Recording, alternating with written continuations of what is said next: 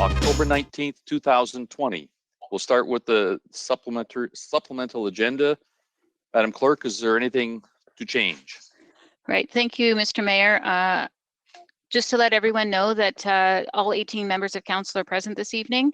We have no supplementary agenda. However, administration is requesting that 13D, which is the follow-up to question regarding cost of a new Civic Center HVAC system. Administration is requesting that that be pulled from the agenda this evening due to further information that may be becoming available shortly. And also, Mr. Mayor, there have been no reported disclosures of pecuniary interest at this time. Okay, with that, we'll get into planning.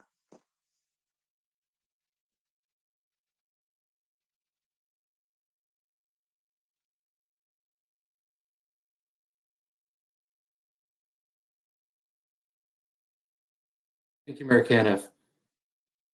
The planning meeting process to be followed for each application tonight will be as follows. 1, the clerk will announce each individual planning item. 2, the clerk will advise if any written submissions have been received regarding a planning item. If so, the clerk will read the written submissions that have been received. 3, for any items where a written submission is received, administration will proceed with the presentation. 4, council will be asked if it has any questions of administration or the applicant if present. 5, council will be asked what action it wishes to take with regard to the item. Notice, if any person or public body that files an appeal of a decision of council in respect of the proposed applications does not make a submission to the municipal clerk of the municipality before the proposal is approved, they are not entitled to appeal a decision to the local planning appeal tribunal if otherwise eligible, unless in the opinion of the tribunal there are reasonable grounds to add the person or public body as party to the appeal. Information on council's actions tonight will be posted on the municipal website. All persons who have made a request or who have made a submission regarding a particular planning item will receive a notice of council's decision, including appeal procedures. Any other person who wishes to receive a notice of decision must submit a written request to the municipal clerk. Thank you, Mr. Mayor. Planning 8A, application for zoning bylaw amendment, Grant Leclerc and Corinne Jonat, 875 Charing Cross Road, community of Chatham City.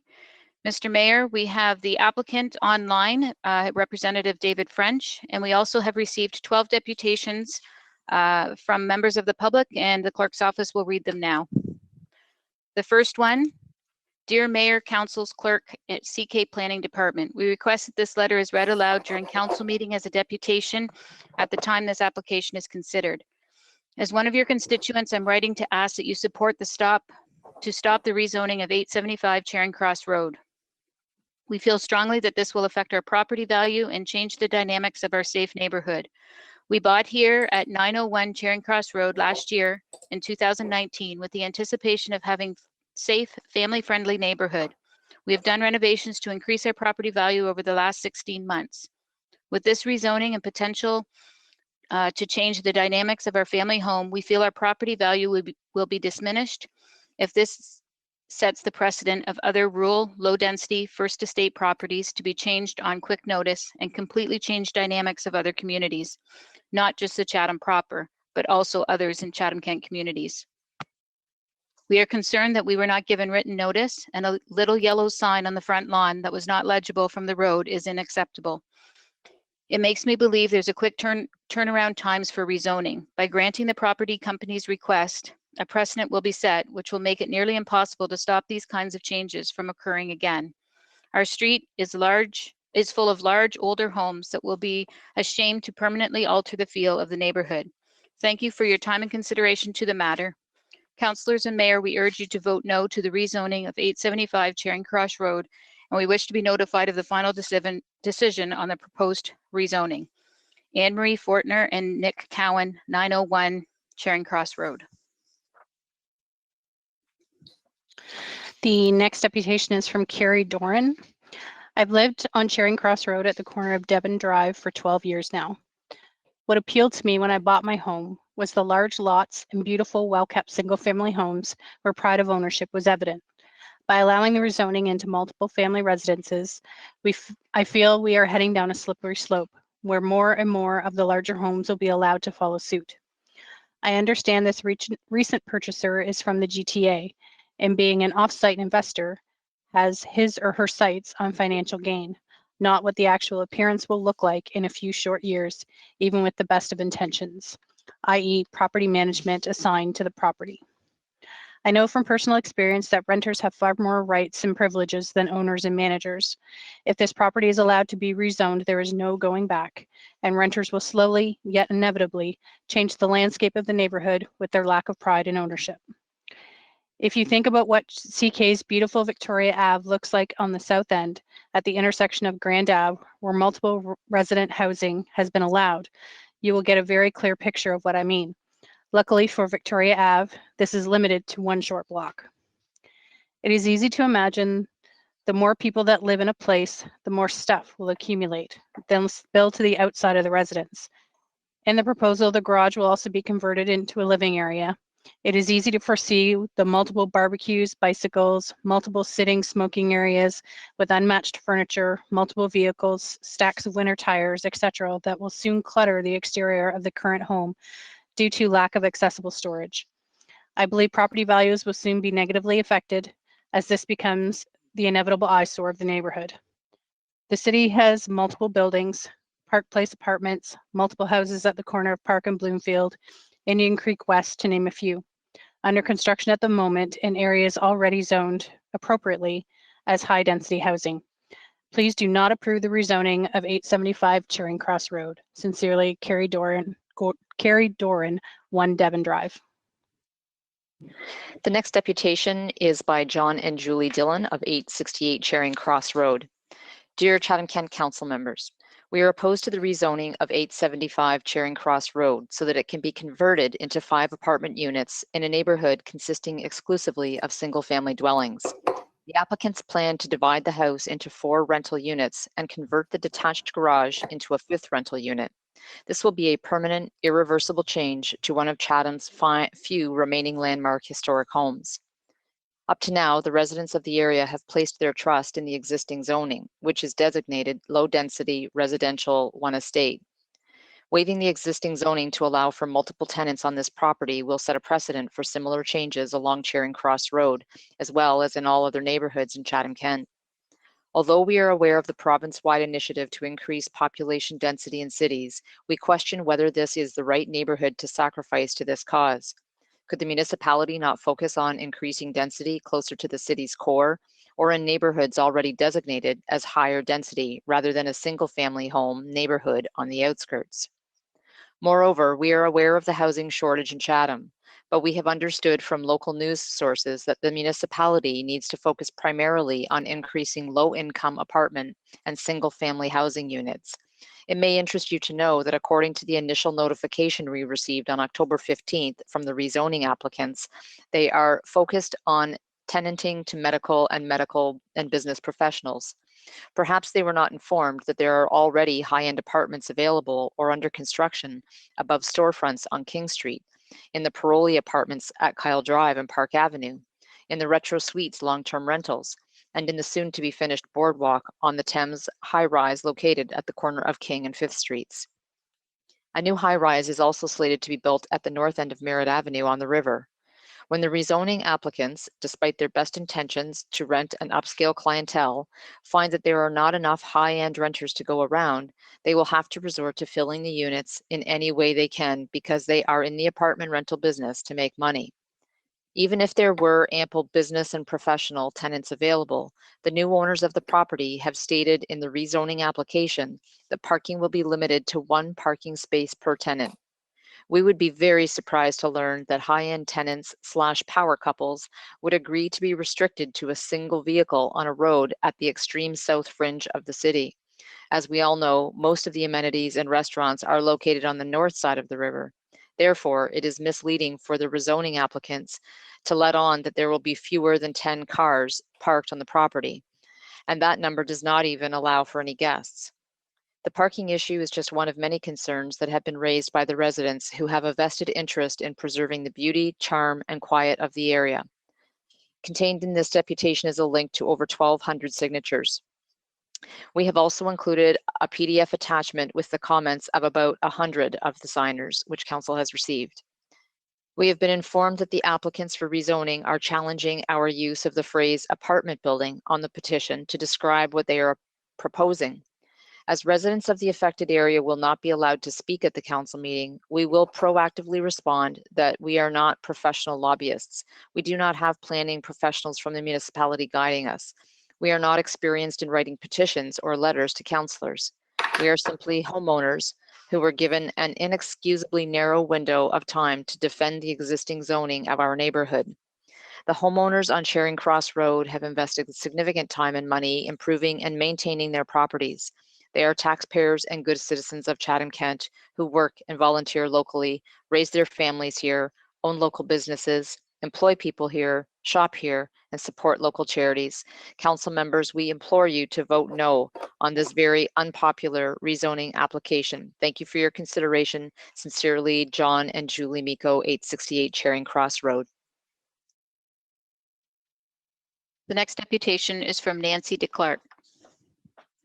Attention Municipality Clerk's Office. Further to notice the notice I've received for the meeting held on Monday, October 19th, 2020, I am writing to strongly object to the above zoning amendments located at 875 Charing Cross Road, known as roll number 3650-140-001-37800, by allowing the residential property to be converted from an existing single-family dwelling structure to 4 separate dwelling units. It would turn this existing piece of property into a rental property and would then increase the amount of noise that will be generated for area residents. Continued cars and the number of people will sacrifice the beauty surrounding area of this old home, which should be renovated and preserved as a single family dwelling home. Also, I purchased my home in this particular area of the city because it's beautiful older homes with the intention to renovate and retire here with neighbors who take pride in their properties and rental units are not known to uphold this level of standard. This would also set precedent since there are no fourplex units in the area for further developers to convert other neighboring homes to rental units, in turn lessening the value of our existing properties. The proposed construction of this fourplex would take away from the peacefulness while out for a walk with pets or family. It is a busy roadway, but the homes are as such that there is a quietness because they are not multiple units. Overall, I feel the amendment that would allow this to take place is not in the best interest of the citizens of Charing Cross Road area, and I strongly urge you to reconsider not allowing this decision to take place. If the people who purchase this home want to be landlords, they should look elsewhere in Chatham to do this in already established rental areas and not change the prestige, charming, and gorgeous established area of Chatham-Kent. Sincerely, Nancy DeClercq, a very concerned citizen. The next deputation is from Terry Tippin. We are writing you to express our opposition to the application for zoning bylaw amendment file D14C4120/L. This application proposes to change the zoning of 875 Charing Cross Road, Chatham, from residential low-density first estate RL1/E to residential low-density first estate RL1-E-1530. This proposed amendment would allow for an existing single-family home to be converted into a 5-unit apartment, including conversion of the existing garage into an apartment. To our knowledge, all homes along Charing Cross Road from Indian Creek to the 401 are single-family residential homes. This is the character of a well-established area designated as residential low-density estate under the multiple zoning bylaws. The proposed amendment to the zoning will turn a single-family home, although large and on a large lot, into a 5-unit apartment boarding house. Who really knows what it'll turn into?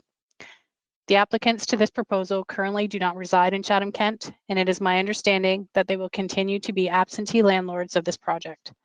I assume they bought the property at 875 Charing Cross Road, knowing that its zoning did not allow for a multi-unit apartment structure, yet chose to proceed with the purchase regardless. Perhaps they should have pursued this option and obtained approval or denial before purchasing the property. The buyers of 875 Charing Cross Road knew, or should have known, the property was zoned for single-family homes.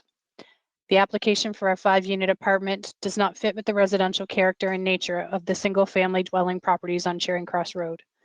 The approval of this application would likely have a significant effect on the value of the homes in the immediate vicinity of the proposed 5-unit apartment. These residents bought their properties on the basis that the homes in the area were single-family homes and that the area was zoned as residential low-density first estate RL1/E. Should they have to subsequently suffer potential financial loss or lose enjoyment of their properties because someone wants to change the rules to suit their individual financial purposes? There would be loss of enjoyment for the properties in the area, particularly those that are immediately adjacent to 878 Charing Cross Road. If this application is to be approved, is any property in the municipality safe from having a zoning change that significantly impacts the value of homes in the proximity? Where does this end? There are other areas of the municipality already zoned for this type of use, so why should or what is needed to rezone a residential low-density first estate area to accommodate a 5-unit dwelling? Should not the existing residents have priority or preference in this regard, as opposed to an out-of-town spectator? The application proposes to convert all or part of the existing detached garage into a single dwelling unit.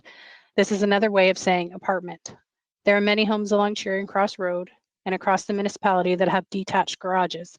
If this application is approved, would council be in position to deny any similar request to convert a detached garage into a single dwelling unit? If approved, how does this not set a precedent that will come back to haunt the municipality and ultimately any homeowners who, in good faith, bought thinking they were purchasing in a single family zoned area?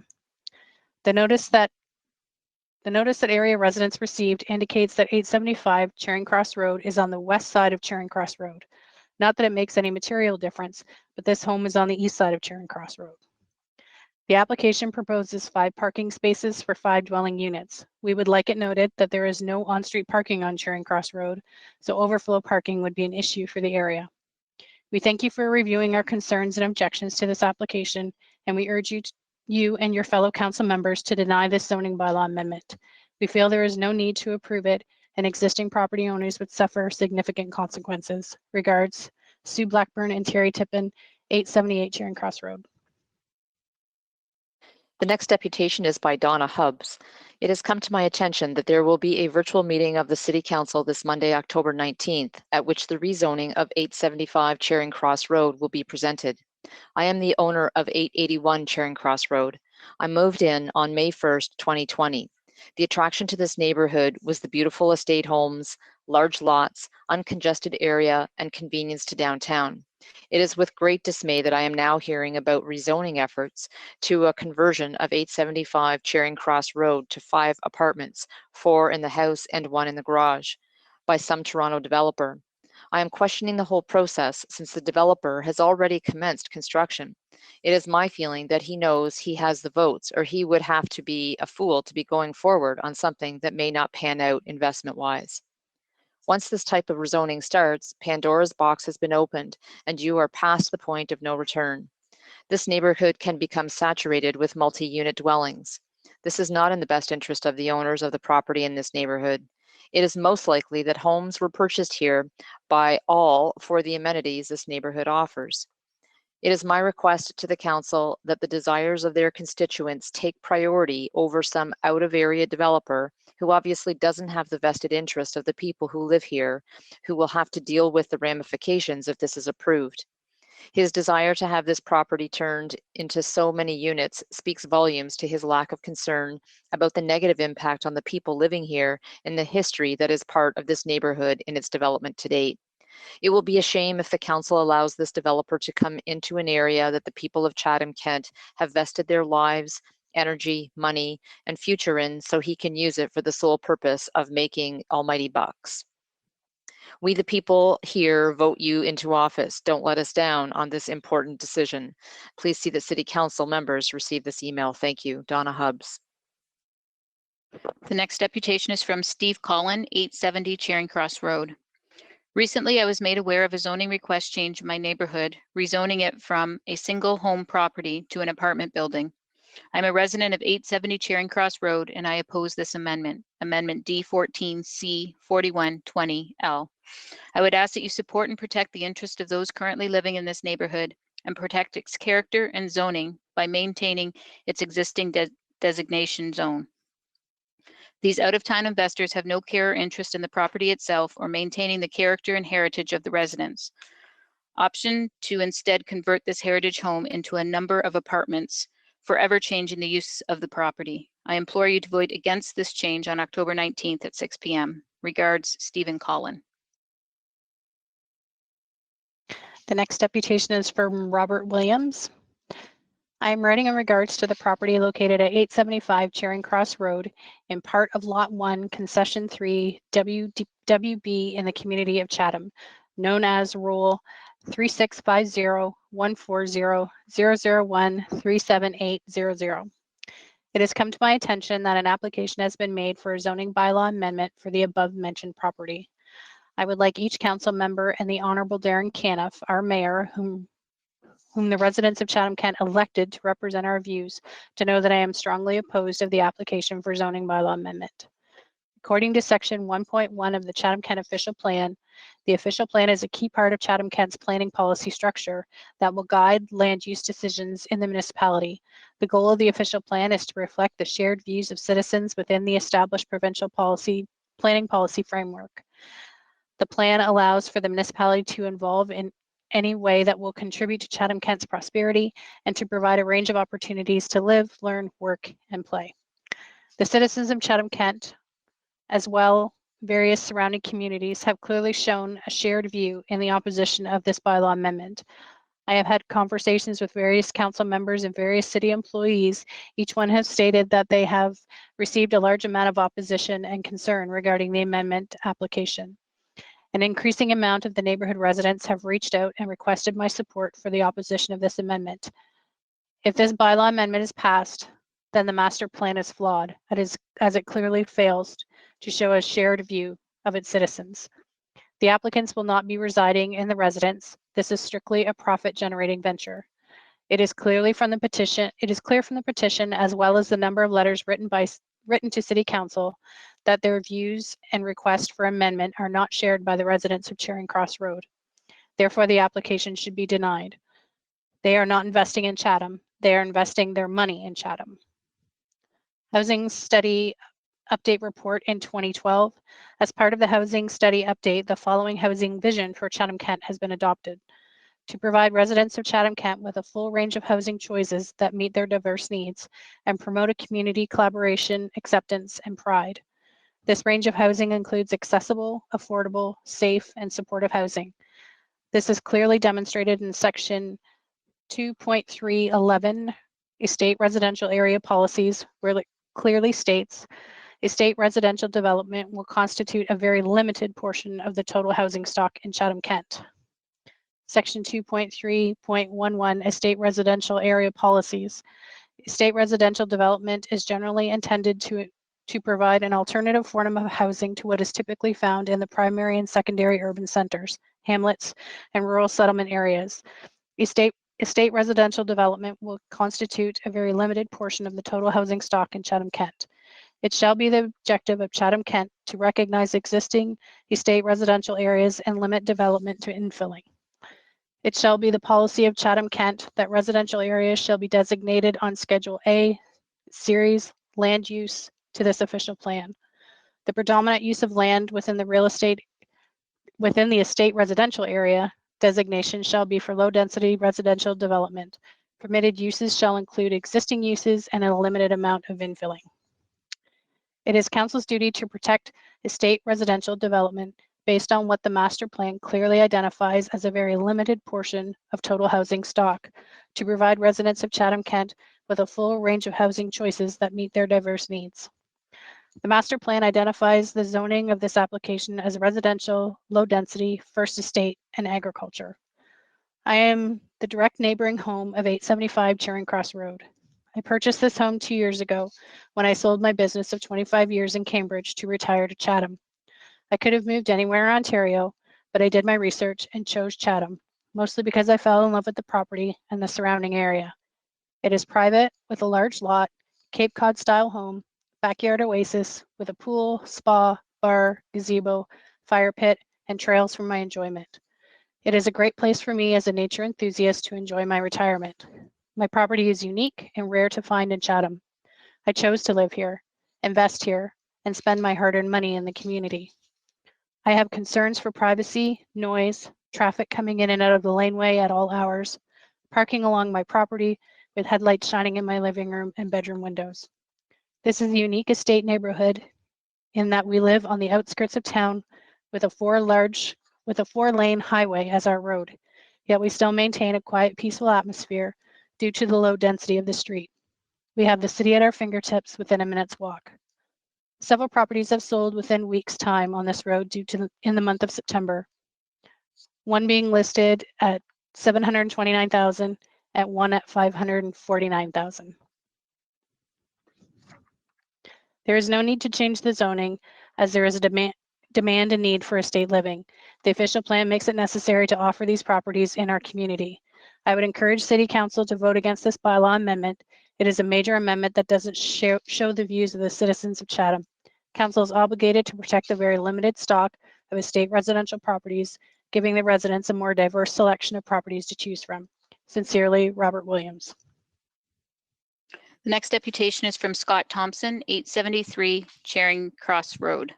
Please accept this letter as a protest and a plea to prevent the rezoning of 875 Charing Cross Road to allow this address to house multiple dwellings, including a dwelling in the existing garage.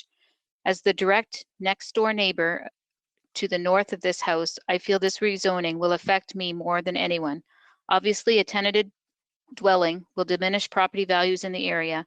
It will set a precedent to allow the development of future multi-dwelling buildings, further diminishing the historic atmosphere and property values in the area. Finally, personally having a dwelling, garage converted, located so close to my pool area, less than 20 feet away, will make it incredibly uncomfortable for my family to enjoy our backyard. When I purchased 873 Charing Cross Road, I did so due to the historic character and the space it offered. With this motion getting passed, it will begin the process of stealing that away from me. The people that have purchased 875 Charing Cross Road have no intentions of living in it, or in Chatham-Kent for that matter. They have simply bought a large house at a discounted price that they view as an apartment complex as a basic investment property. In talking with the previous owner, she seemed horrified to learn of the plan after the sale had closed. Her and her husband valued the historic footprint that house has on Chatham, and were aiming to sell to people that shared that appreciation. The new owners seem like nice people, but they don't seem to appreciate the atmosphere that has been built in this neighborhood over the course of the past 100+ years, and with the idea they are putting forth seems to spit in the face of other neighbors that have been here far longer than I. This is a quiet, spacious, historic neighborhood that is full of homeowners that take great pride in what it is. Please don't take that away from us. Sincerely, Scott Thompson, 873 Charing Cross Road. Next, we have Jill Northcott. Please accept this letter of objection to the proposed zoning amendment. 1 year ago, I moved onto Charing Cross Road, turning a lifelong dream of owning a character-filled heritage home with acreage and privacy into reality. I am proud to be a resident of this neighborhood and consider it privileged to live on this 3.64 acre estate. While I understand we have what is being termed a housing crisis in Chatham-Kent, I think we can all agree that not all areas in Chatham are appropriate for apartment buildings. Charing Cross Road features many large properties on deep lots and are considered estates by definition of the term. The dictionary defines estate as an extensive area of land in the country, usually with a large house owned by one person, family, or organization. Single-family century homes grace both sides of the road, full of character and charm, and have mature trees, well-manicured lots, and in some cases, large wooded lots. It is a beautiful welcome to our city as you enter from the south side. It was clear back when this neighborhood was established that the master plan be residential, low density, estate, and agriculture, as it reflects these properties perfectly.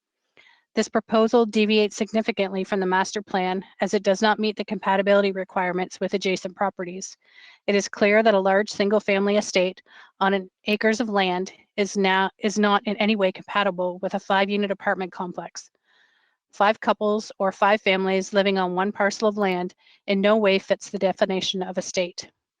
By requesting that the zoning be changed site-specific to this property, council would be setting precedent to allow incompatibility to the master plan and in turn, changing the master plan of this area significantly.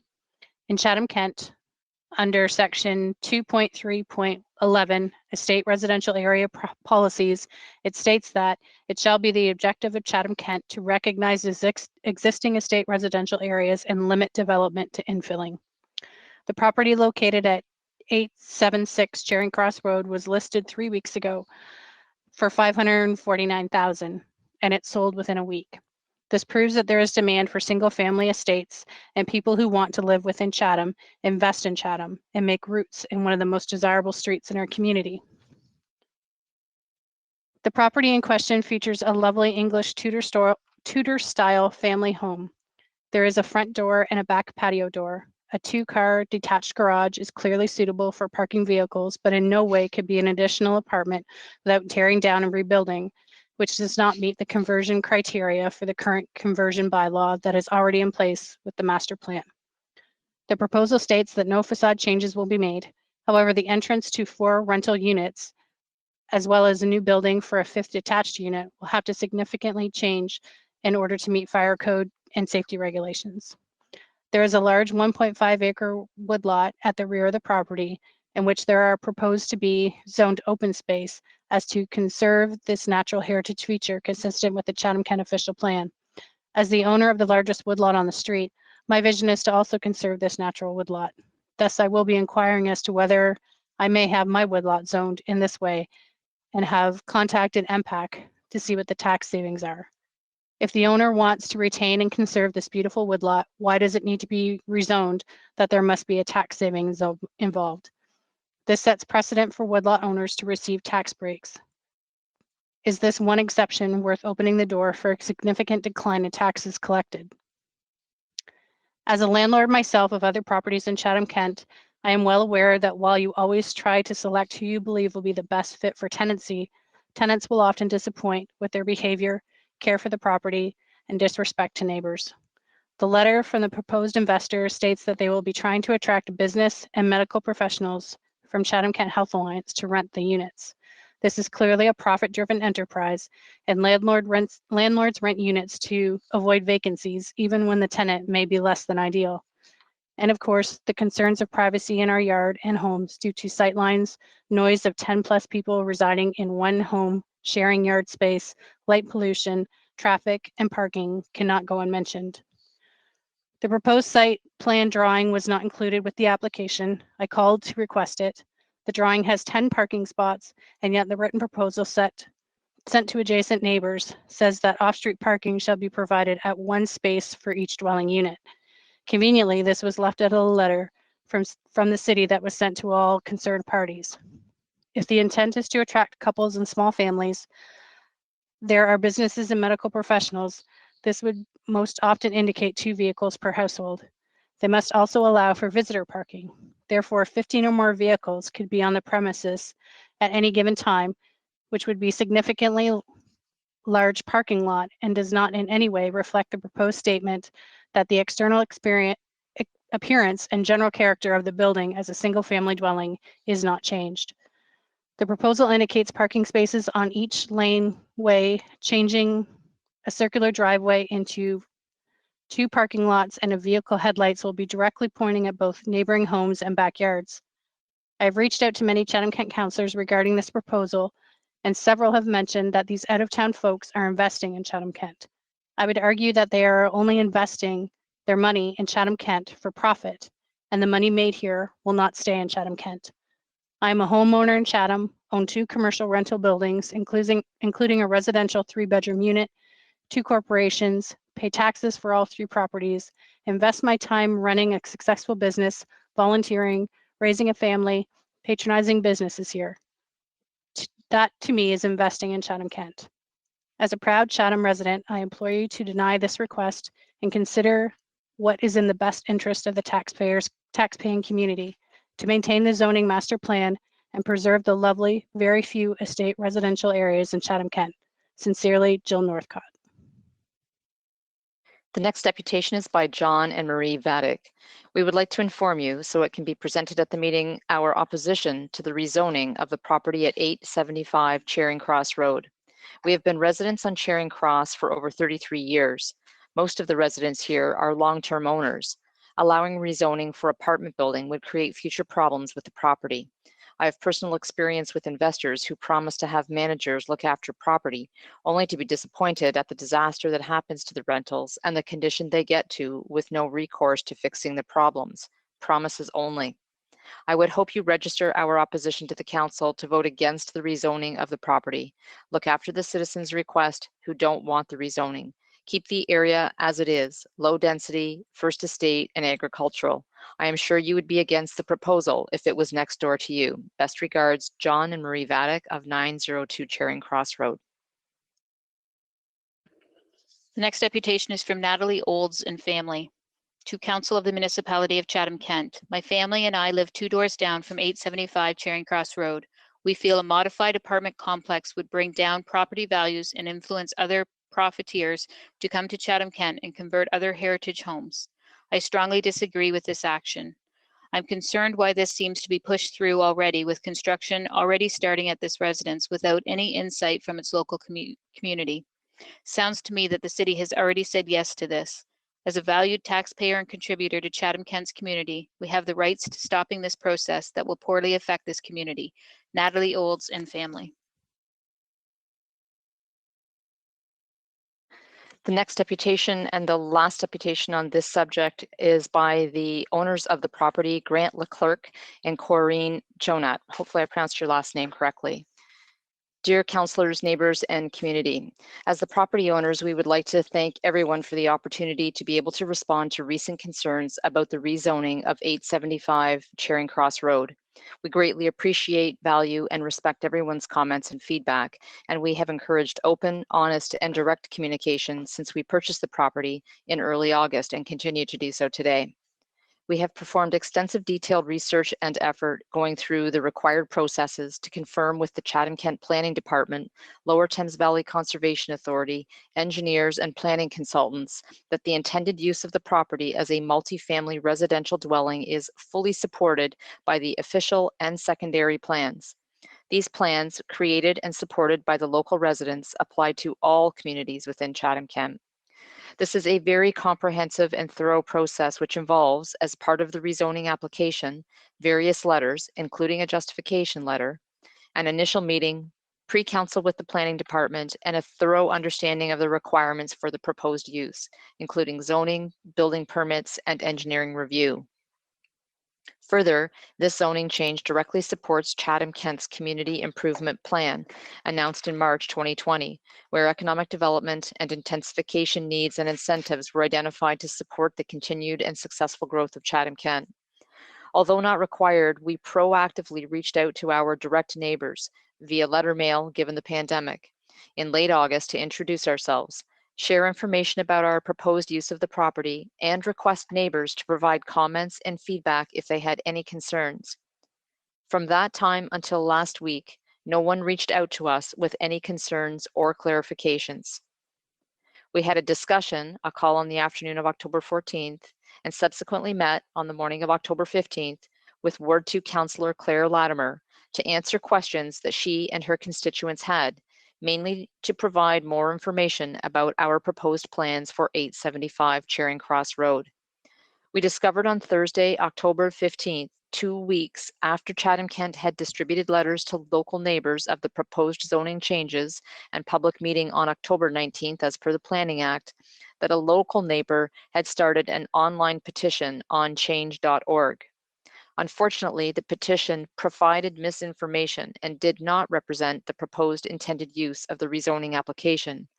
The neighbor had not researched the zoning application with the city, had not contacted the owners of the property, and proceeded on their own misunderstanding. Based on the wording of the petition and several comments of petitioners, many perceived that the existing buildings were being demolished and replaced with an apartment building, and that neighbors did not want any changes to the exterior of the building. This caused a frenzy of misinformation, and some neighbors went door to door to champion their objection to such changes, and in turn created a community response. We are making no changes to the exterior of the home or the detached garage, except to repair and restore the property to its former grandeur. The external appearance and general character of the building as a single detached dwelling is not being changed. The property has been neglected and not maintained over the past 35 years, and the windows, eaves troughs, soffits, fascia, sills, and concrete steps have to be repaired and replaced. A significant investment is required to facilitate this, and this is the main reason why the property took over a year to sell. The house shall not contain more than 4 dwelling units.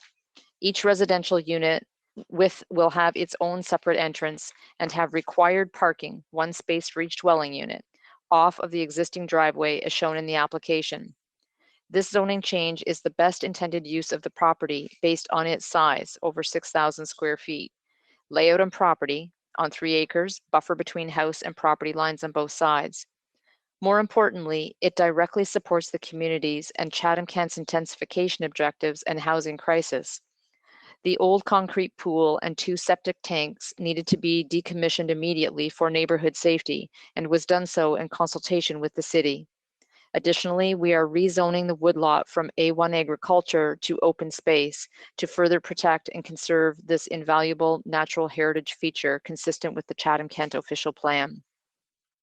We have followed all required extensive detailed steps and processes as per Chatham-Kent's guidelines and policies to properly rezone the property as a converted dwelling with a secondary dwelling in a building ancillary to a converted dwelling. This directly supports the official and secondary plans, including the community improvement plan and community's intensification objectives to provide affordable housing and encourage economic development of Chatham-Kent. As such, we feel that our rezoning application should be approved and not deferred to a later date. We fully support the rezoning proposal. However, as per our initial and continued intent, we are sensitive and appreciate the community's need to gain a correct awareness of the proposed changes, and based on this, have a mechanism to respectfully raise questions or concerns, and then get a proper response so that they are considered and respected. Unfortunately, given the Planning Act process and timeframes, some members of the community feel they did not have the time or process to communicate their potential concerns. Further, the rezoning application and justification letter, which contain important information, were not shared as part of the notification process, and these would have been helpful for education and awareness. As a result, we propose the following. Number 1, that the decision to approve the rezoning request be postponed until the November 23rd council meeting to allow for further communication with neighbors and in order to respond to the submissions received. The statutory public meeting is considered complete and no further formal public notification is required. Story Samways Planning Limited will provide a summary update for council of the activities and results of the action items. Number 2, the owners will review and respond to all written comments and concerns submitted to Chatham-Kent by the October 19th deadline. This will allow for a proper review and response to submitted comments based on accurate facts and not misinformation. All responses will be disseminated directly to the individuals that provided their feedback. Number 3, the owners, facilitated by Story Samways Planning Limited, will host a Zoom meeting in 2 weeks to be determined to review provided responses, provide clarification, and answer any follow-up questions or concerns. This may also include education and awareness of the zoning bylaws, official and secondary plans, etc. Why does this approach make sense? The issue comes down to an emotional reaction of neighbors stating, we don't want this in our backyard, versus the technical merits and officially supported proposed multifamily use of the property based on official and secondary plans, CIP, and intensification initiatives created and supported by the public community through local government. Is the best and most efficient use of a 6,000 square foot home situated on a 3-acre lot with the required purchase, repair, maintenance, and operating costs be as a single family home or threeplex? No, financially it does not carry the costs and does not support intensification for the lot size. Do the proposed zoning changes challenge and not support the official and secondary plans and intensification initiatives? No. Will repairing, renovating, and maintaining the property reduce local property values? No. Would the owners invest in the property if the property value decreased? No. Is there a difference, traffic, noise, privacy, lighting, between a large family with 6 children living in the property as compared to 5 tenants? No. Are the owners changing the structures on the property, easements, etc., contrary to zoning bylaws? No. Should the community discriminate between a rental family and a homeowner family? No. Would the required 5 parking spaces to support the proposed changes be any different than the typical 5 cars parked in front of 870 Charing Cross Road, the property located directly across the street from 875? No. Would the site-specific zoning change for this unique 6,000 plus square foot property on 3 acres open the door for other zoning changes for similar properties in this area? No. Most homes are less than 3,000 square feet on much smaller lots. Are there other locations in Chatham where a similar large property is available for conversion to multifamily, such as on King Street West or LaCroix Street? No, they have already been converted, some to 7 and 8 plexes. Are the official and secondary plans targeted to specific neighborhoods in Chatham-Kent? No. Should the proposed zoning changes for 875 Charing Cross Road be deferred or denied? No.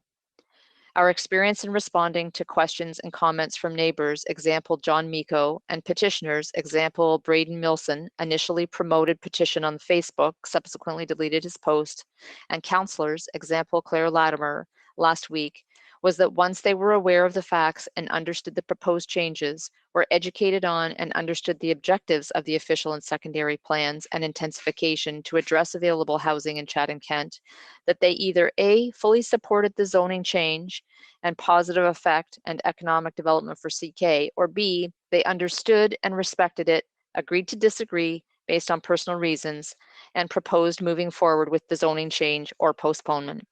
As a resident of Chatham-Kent, we are excited to live, work, and invest here, be part of the community, and support our local community services and business. Warm regards, Grant Leclerc and Corinne Jonat.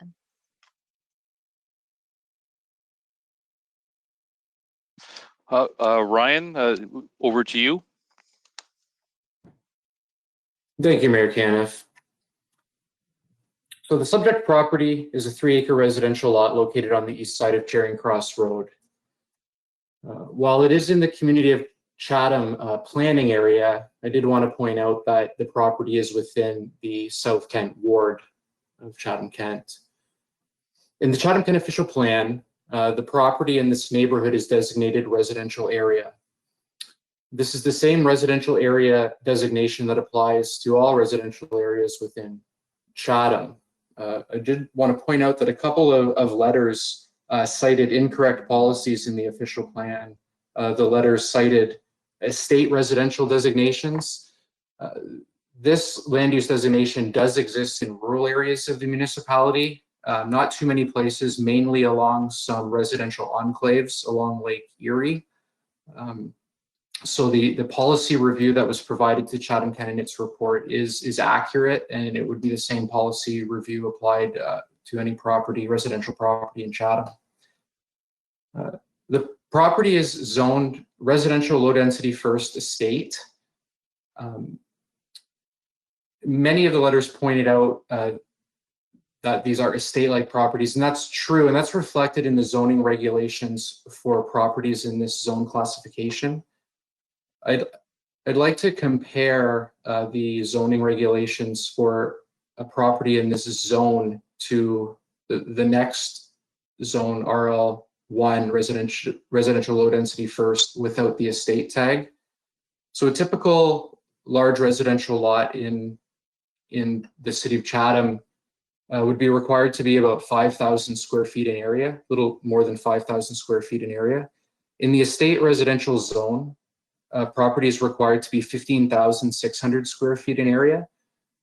So this really applies if new lot creation was proposed in this zone classification. The property would need to meet an area about 3 to 4 times larger than a typical residential property. In this application, there is no proposal to sever the lot to create new lots. So the proposal maintains the zone requirements as far as lot area in this location.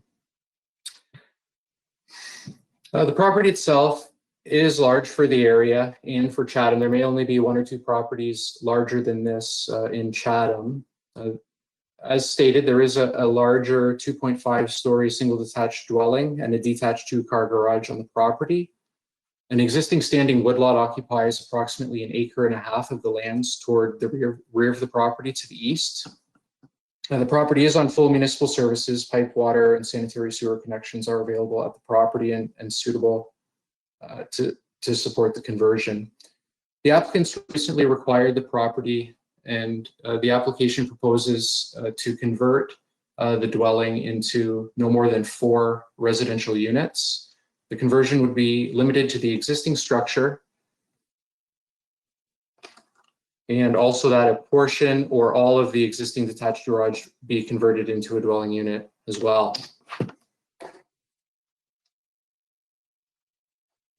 To achieve the outcome proposed in the application, a zoning bylaw amendment is required to rezone a portion of the subject property containing the existing dwelling, to add what's defined under the zoning bylaw as a converted dwelling as a new additional permitted use, and also to allow a secondary dwelling within a building ancillary to a permitted use, which is the garage.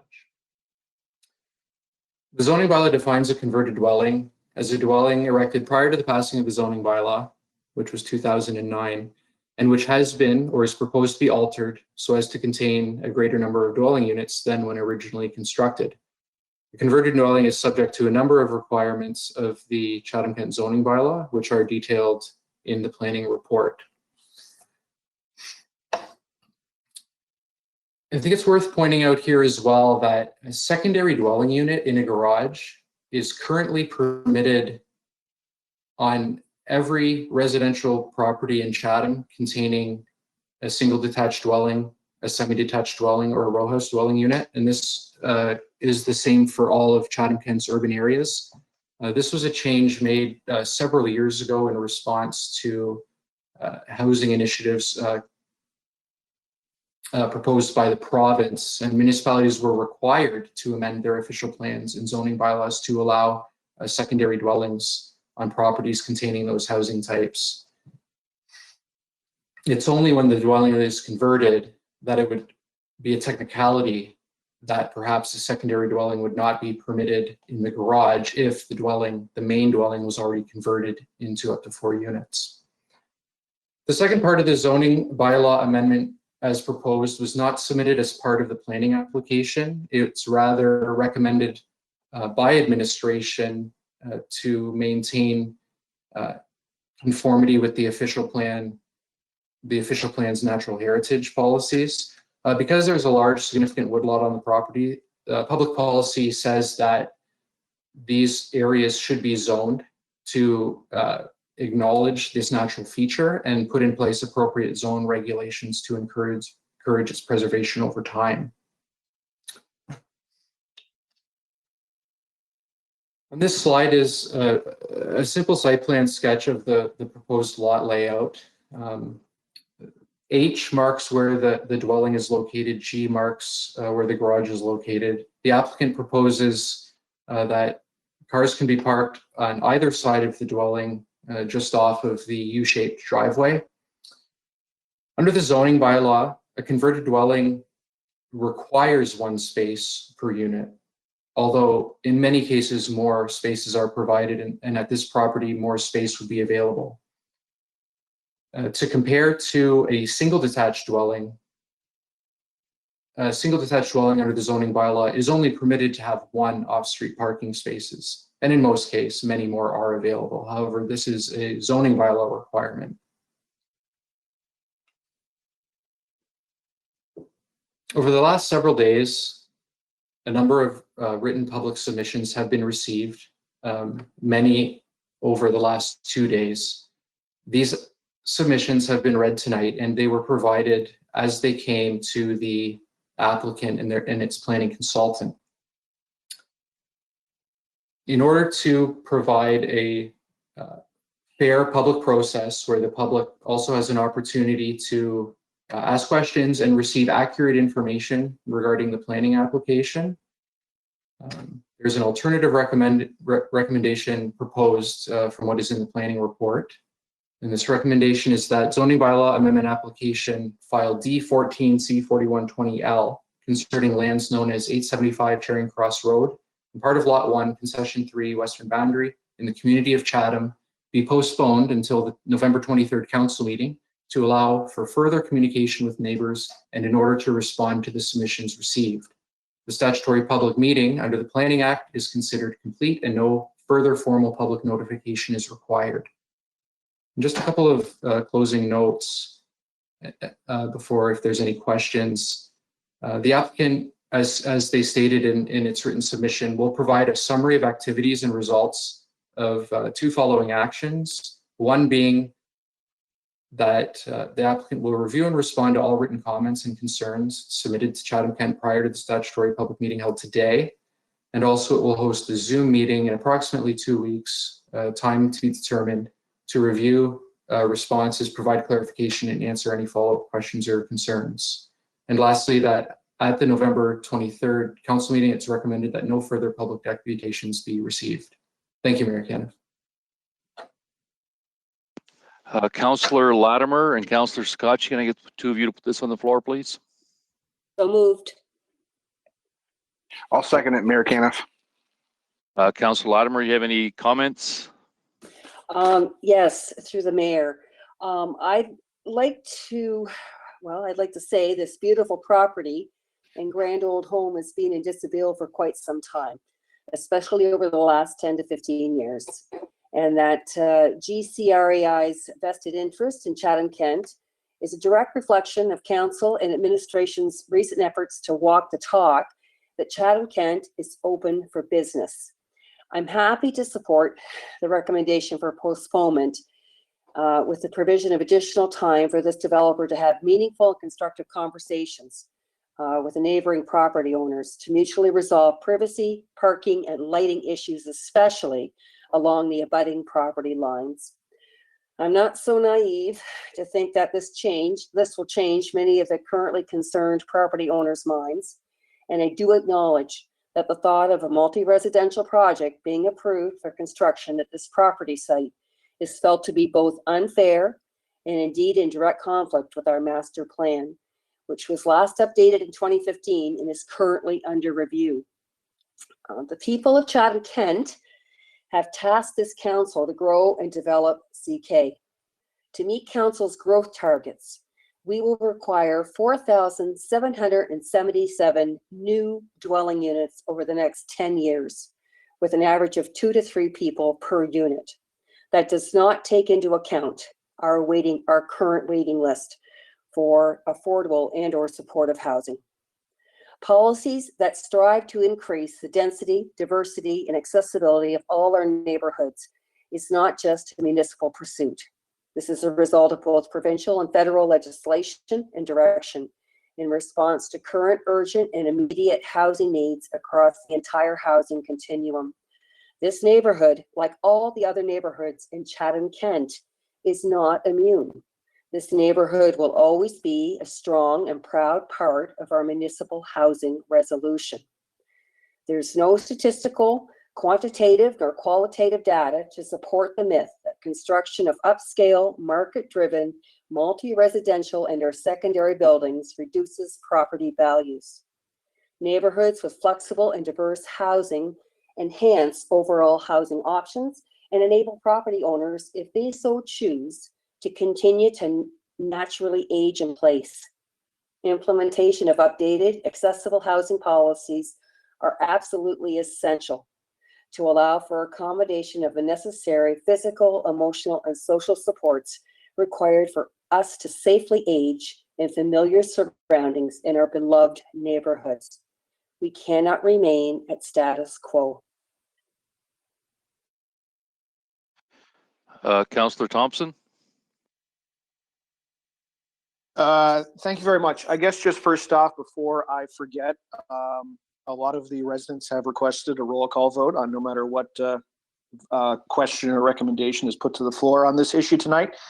So I would like to request that while I'm thinking of it right now, if I'm able to.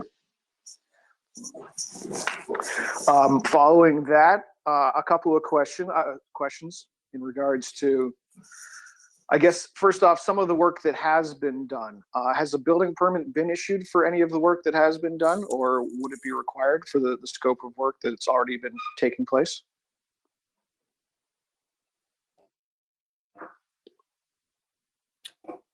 Thank you, Mayor Caniff. The planning department has not been involved in some of the work that was stated that's been done. Perhaps that would be a question of the applicant. I also don't believe Policina is online or would have that information. Thank you, Ryan. Through Mayor Caniff to Councillor Thompson.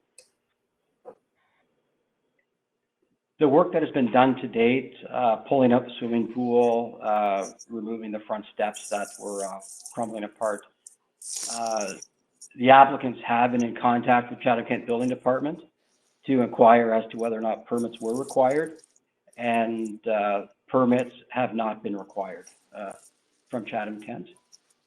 However, the applicants do know that permits are required for certain activities and will request the permits when those activities are undertaken. Thank you very much. There was a lot of consternation inside the submissions, deputations in regards to written notice. Ryan, how do we handle written notice? Who usually gets contacted, and how does that normally go out? Yeah, public notice under the Planning Act is required to be circulated at least 20 days prior to the statutory public meeting. Since the COVID pandemic began, we've added about a week to this, so we're sending notices about 4 weeks early. I can confirm that 34 public notices went out for this application. They were put in the mail on September 21st, and those notices were mailed to each of the property owners within 120 meters or approximately 400 feet of the subject property. And the addresses were based on the last update to the municipal tax roll provided by MPAC. All right, so going forward, should the current recommendation pass, how come there won't be any more submissions? And will we be informing more people in the area in regards to the PIC or whatever we may do? So under the Planning Act, a planning application is required to come to at least one public meeting. Typically, that is the only meeting it comes to at municipal council. In this case, if the what's being recommended right now on the floor, that the statutory public meeting is considered complete and no further formal public notification is required. So with regard to no further formal public notification is required, the reason I'm recommending that is because everyone who received notice of this meeting and provided written comments will be provided any action that council takes tonight. So anyone who's shown an interest in the application will be informed of council's action, and they will be provided that November 23rd date.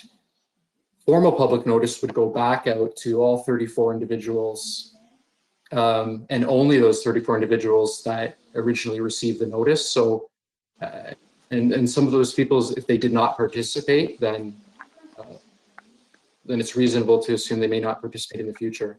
The other part is that the statutory public meeting is considered complete.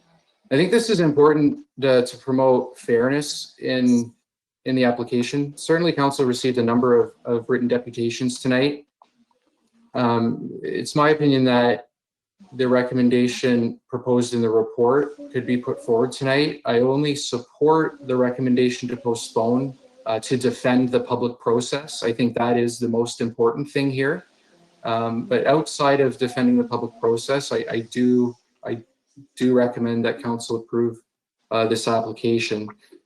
If the meeting on November 23rd was opened up to formal public comments, it's quite conceivable that council would get a lot of repeat letters, or it's quite possible that it could be inundated with a number of letters reiterating similar concerns. So I'll leave you with just those comments on those two items. Thanks.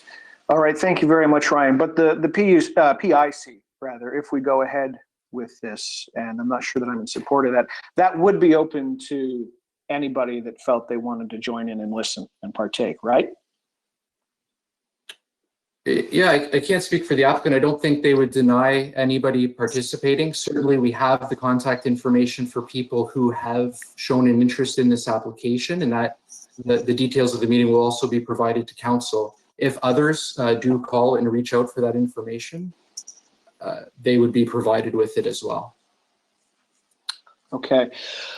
I don't share the view that a couple of the submissions put forward that rentals are bad or that renters are bad. I think it's safe to say that we've all been renters probably at one point or another, but even the best renters do have to deal with the realities of life. I mean, it's not on a bus route.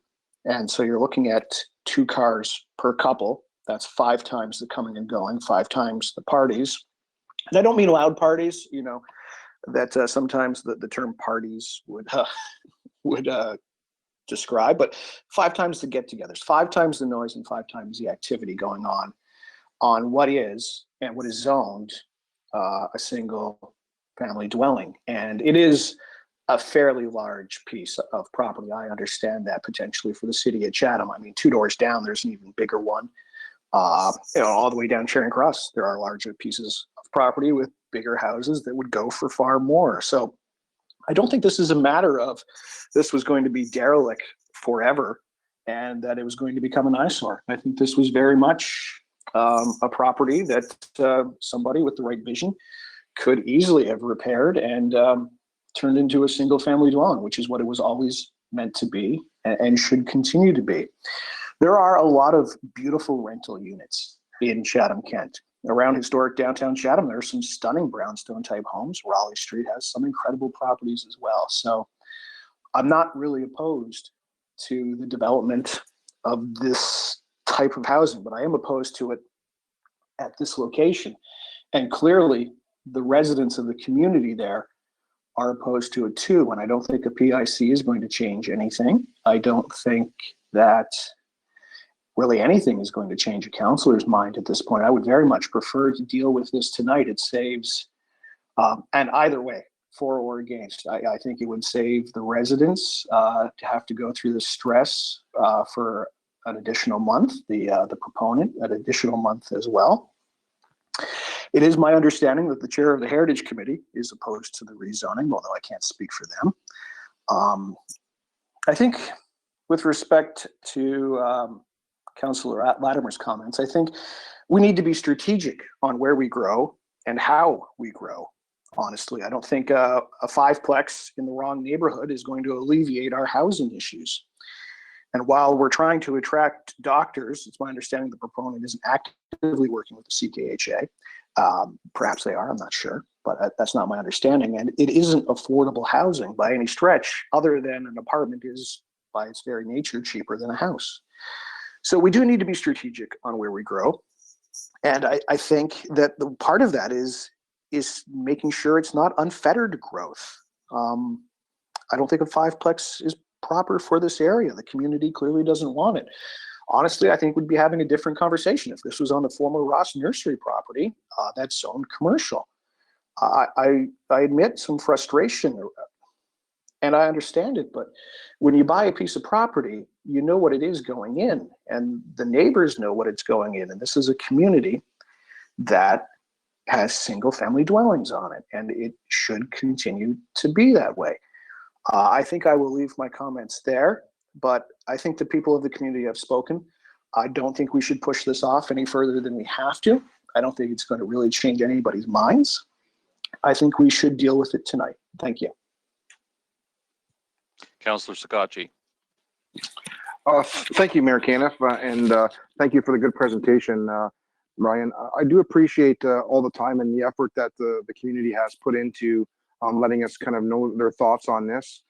Councillor Thompson actually took most of my comments that I wanted to speak to. One of them was I do want to also reiterate the fact that I know a lot of people that are extremely successful and are fantastic people that are rentals that take very good care of their property. And I also want to advocate for the fact that in CK we want all aspects of investors, regarding if they're local grassroots investors from CK or investors from Toronto. So I think as a councillor, I think it's important that we do, that I speak to that I don't, agree with those comments that have been said. But I do agree with a lot of the comments that are in regards to, what their fear of the neighborhood is. There are a lot of large lots on that road, with the large amount of investment that's going into CK. It very well could become something that would be, not a one-off, but something that could be kind of habitual if we, put this through. So I guess my question would be to Mr. Jacques is that if they have this PIC, because I know that you've been in contact with the investor, if they have this PIC, are they going to be taking the comments that the residents have, have indicated in the Zoom meeting and potentially altering what they're doing, or is it just basically for clarification purposes? Thank you, Mayor Caniff. The PIC meeting to be held would be for clarification purposes on any of the issues that residents wanted to raise directly with the applicant. It would be the applicant's prerogative to adjust their proposal, but it's my understanding that that's currently not their plan for the PIC. Okay, and just to kind of play the other, so if, say, Ryan, that I'm somebody who is extremely opposed to the project, and I've submitted my letter and letting you know that I'm opposed to the project. Now I've went through this PIC and I'm no longer proposed, and vice versa. How is that person able to communicate their thoughts to council if through that process their thoughts changed, if there's no more public public consultation with council afterwards? Yeah, any resident can still submit emails to council directly or through the website portal. The deputations actually read at the public meeting would not be read at the public meeting on November 23rd. And just for clarification purposes as well, so can you please speak to just briefly, I have heard some comments about the wood lot, and can you just kind of let everybody know the process to what would transpire in regards to people who own significant amounts of property in within the city limits that did have excessive wood lots, and kind of what we could do from a planning process to preserve that, as well as to designate them? Yeah, I would suggest that within the city limits, there's likely very few, if any, other than this that are this large and on private property.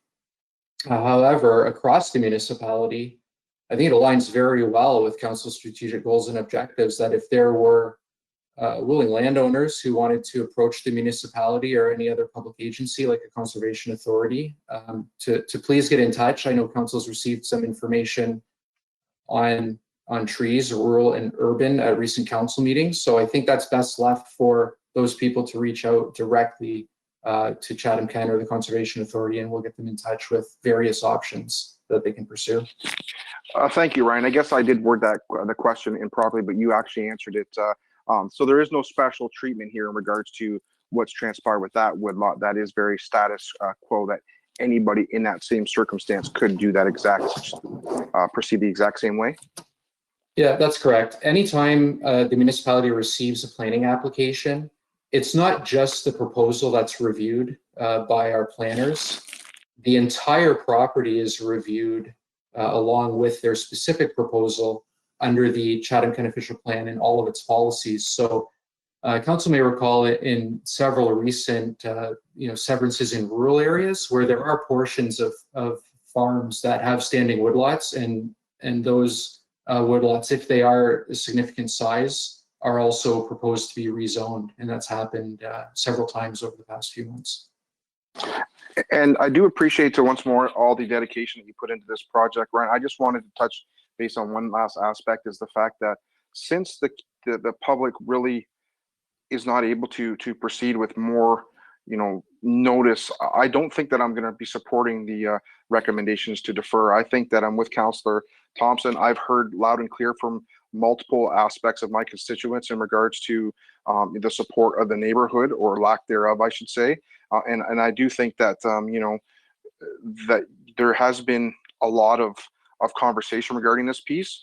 My last question, this might be for the clerk or yourself, is that you've indicated the amount of area that needs to be covered from a notice perspective. Is that something that's in the provincial planning guidelines, or is that something that is in our municipal guidelines? Because I would prefer to put a motion forward to increase that notification period at a later date. But if it's like limited to a provincial guideline, then obviously I know that we can. It's just that when you're speaking to very large lots like this, they're obviously, the larger the lots and the larger the properties, the less people that are going to be notified of these processes. So I'd just like to get clarification on that, and that would be my last comment. It is the provincial Ontario Planning Act that sets out 120 meters is the notice distance for a zoning bylaw amendment. Through administration, we can choose, and we do on occasion choose, to increase that area. And in the future, during its official plan review, council can choose to implement specific policies that speak to specific types of applications and set other circulation distances, provided they're no less than what the province requires. Thank you, Ryan. I look forward to working with you on that, and I will not be supporting the deferral, because I think that we've got enough information to move forward. Thank you. Okay, we've got some more speakers. I just want to make a comment as well, that if our comments can be addressed specifically to the deferment on that, because we will be debating on the 23rd if this is successful. And I want to pass over the clerk for just a minute to clarify a process piece of this. Yes, thank you, Mr. Mayor. As council's aware, we read the deputations that we had as of 3:30, 4 o'clock today at this meeting. Any that we are receiving afterwards, after that point, have been forwarded to council and will continue to be forwarded to council. So just because they will not be read at the November 23rd council meeting, council will continue to receive anything that the clerk's office receives, or the planning department for that matter, with regards to this application. Okay, I've got three other speakers, Councillor B. McGregor, Councillor Foss, and Councillor Harrigan. So to you, Councillor B. McGregor. Thank you, Mayor Caniff. I didn't plan to speak to the deferral of this, or the recommendation to move this to a vote of a later date. I thought it's a pretty reasonable move, and I admit I'm a little disappointed with where the discussion has gone. I think that fundamentally what we have is a large amount of information, and perhaps a unfortunate communication of that information. So I don't think that anyone around the table or anyone in the community believes that there's a lack of information, but I think what there's some agreement on is that it needs to be time to digest and discuss the information. And I think that is an opportunity that we owe to the community members in the Charing Cross Road area and to the applicant. I think it's important to understand where the concerns lie, and I think residents have the right to make their objections and concerns known, and I think they also have the responsibility to listen and engage with the new owners in a responsible exchange of information, so that we can all be working from the same information, essentially. So I know in the last few days that, I've heard that this home is going to be converted into an apartment building, and the nature of the outdoor portion of the home is going to change, and that's not what's contained in the application. And I think that what we all want to do is make a decision based on the information, and we want to make sure that everyone has access to that information. And I do think it's important to note that that whether your neighbors are owners or whether they are renters, that does not guarantee that they will be good neighbors or bad neighbors. And I think that it's important to keep that in mind at the end of the day. And it also does not, being a homeowner or being a home renter doesn't identify whether you're going to keep up your property well or not. And I think if anyone looked through the property standards complaints that we see over the years, they would quickly notice that home ownership or home rental makes little difference in how often those complaints are often filed and for what reasons they're filed. So I think that, in my view, respecting this process and going back and allowing for the investors to have some more community engagement is a very reasonable view forward. And I think that we can again discuss this at a future meeting, and hopefully we can venture to accurately share more information. And I think part of maybe what has been misunderstood is the commonplace of how we run planning, and that proper planning procedure has been followed. And perhaps that's something we need to do better to communicate. One question I did have was, if we didn't refer this on and we voted on this tonight and it didn't pass, would there be a ability for those investors to then go through LPAT and appeal that decision? And do we know what type of chance or what type of outcome we might expect from that? And that question could go to Ryan or anyone in administration that feels appropriate to answer. Thank you, Mayor Caniff. This is Ryan Joxon, Planning. The question was, if council refuses the application, could the owner or applicant appeal that decision to the LPAT? Yes, they could. What would the likelihood of an outcome be? I can't speak to that directly. What I'll say, as a planner who advises council on a regular basis, is that I will always bring a recommendation to council that I would defend and feel confident defending at an LPAT. You never know when you're going to get a challenge, and we've received appeals in the past, and we have an open one right now for that matter. If there was an appeal received, council would be advised that it would have to seek its own planner to defend a refusal. I would likely, in that case, be called to give my own professional planning evidence, and I've already given my professional planning opinion in this report. So there's a number of things to consider in going forward in a situation where there's a challenge. Certainly, it's within the right of the applicant to do that if this was refused. Thank you, and I think that's helpful to note. And I think that what that demonstrates to me is that if it's council's or the planning committee's best interest to represent the views of local residents and give them an opportunity to have input into the process, simply denying this application and moving that on to an LPAT appeal is not helpful to the community. I think that what is helpful to the community is to have an opportunity to really explore and communicate the facts of this application and have a two-way dialogue, and then again discuss this at council. So I'll support referring this and having it be discussed at another planning meeting. Thank you.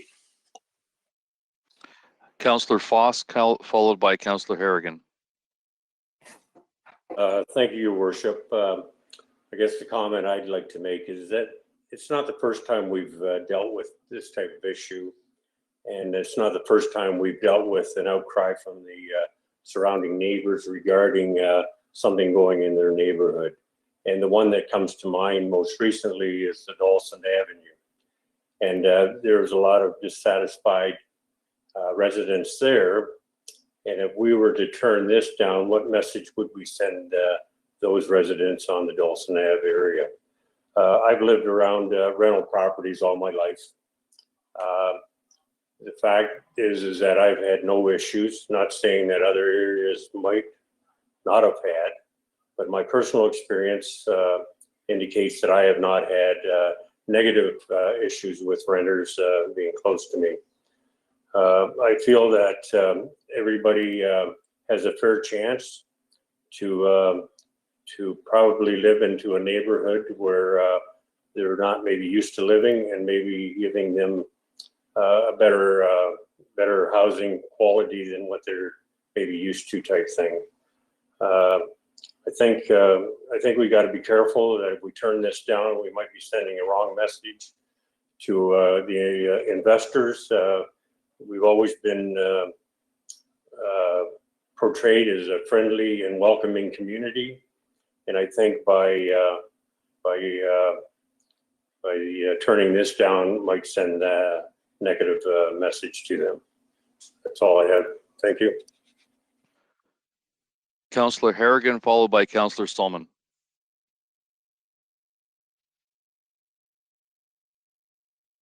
Thank you, Mayor Kenneth. I just wanted to add comment around the referring to a later date. And while I think it is very admirable for the developers to engage with community members on some of the concerns that they have, I believe as a councillor, I have received enough information to make a decision in support of this application tonight, because I want to, recognize that while there have been a lot of conversations happening on social media and with some of the petitions that have happened, if you read the application and if you look at the application, it is very much emphasized that the charm and the character of this home will be maintained, and through the zoning to focus on some of the green space, as will the property. And I have to express some discomfort around some of the feedback and reliance we've had around the zoning term estate. And for me, I feel like this term estate is a bit of an outdated word used to describe some of our, larger lot residential areas that actually conjures up some exclusionary images for myself. I think that, mixed types of housing within neighborhoods brings dynamic. It's something that we in Chatham-Kent have identified for ourselves as a goal. And I would really, really hate for this conversation to translate into a perception that our community is not quote unquote friendly towards renters. I believe that as a demographic or as a kind of category, renters are incredibly diverse in terms of what their needs are. I know many farmers in my community and in my backyard who are renting to families some of their rural housing.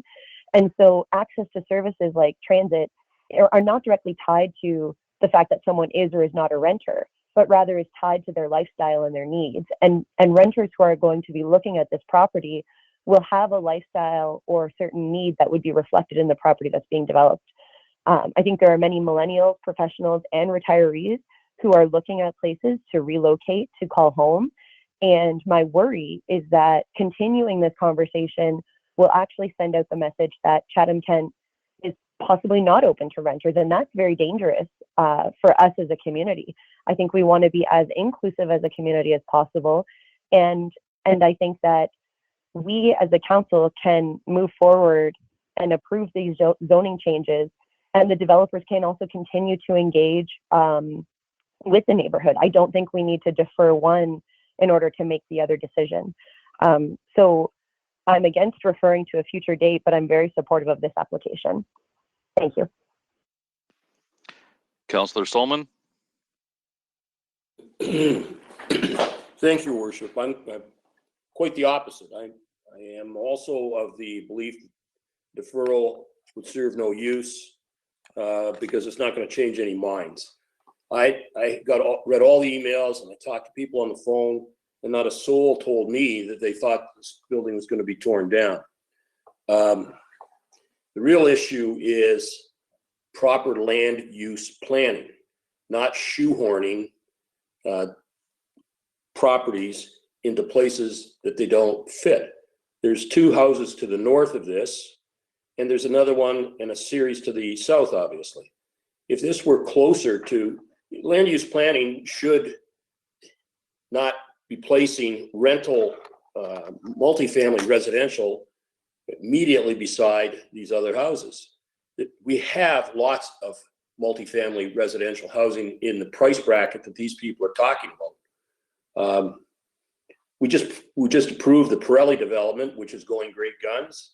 As I understand, with my fingers crossed, the Booton development downtown is now at the painting stage. And we've got developers who are downtown right now building apartments over commercial businesses. And they're investing a lot in this community. And those are the great places for the millennials that I just heard about. But it's really a question of land use planning. And I fear that we, in some misguided social engineering way, are deciding that we're going to start shoehorning things into existing developments. I think if you want to do that kind of thing, you do it when a subdivision is developed. I know this house very well, by the way. I remember being there when it was only a 2-lane road. In fact, 2 of my closest friends grew up in that house. I mean, it is a beautiful old Tudor house. So I have a real strong understanding of both that and the property next door, which if you talk about people who you want to encourage people to come here and invest, the property to the south is just that kind of person who, based on the zoning that was there, made an incredibly large investment in our community, much larger than is going to be made here. So those are my comments. I just don't see why deferring it is going to, I don't think it's going to bring the objectors any closer to the applicants.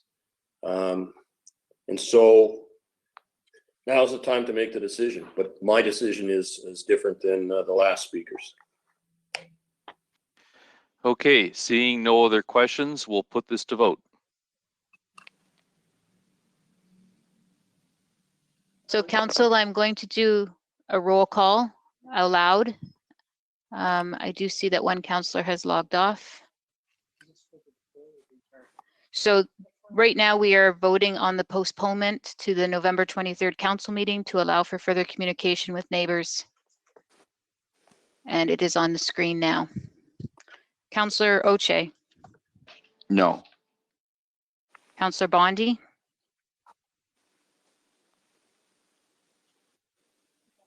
Councillor Bondi. Hello, Judy, can you hear me? Yes, I can now. Okay, sorry. Okay, my vote is no, thank you. Councillor Sakachi. No. Councillor Crew. Yes. Councillor Foss. No. Councillor Finn. No. Councillor Hall. Yes. Councillor Harrigan. No. Councillor Kirkwood White. No. Councillor Latimer. Yes. Councillor McGrail. She is the one that is logged off, so I will mark her absent. Councillor Brock McGregor. Yes. Councillor Carmen McGregor. Yes. Councillor Pinsino. No. Councillor Solomon. No. Councillor Thompson. No. Councillor Wright.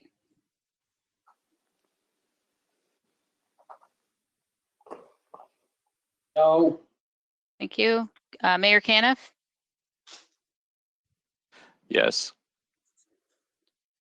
so that motion fails.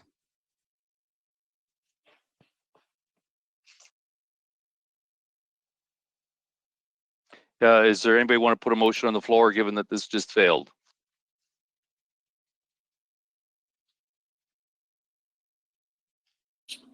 Councillor. I'm sorry, I'll move it. Sorry, we're looking for. Councillor Foz moves. Okay, Councillor Foss, seconded by Councillor Hall. Yeah, I'll second that, Mayor Kenneth. Like the original motion, I guess, that staff brought, right? Yes. Okay, yeah. Okay, any comments? Councillor Bondi? Thank you, Mary Kemp. Just so that we're clear, because sometimes yes is no and no is yes.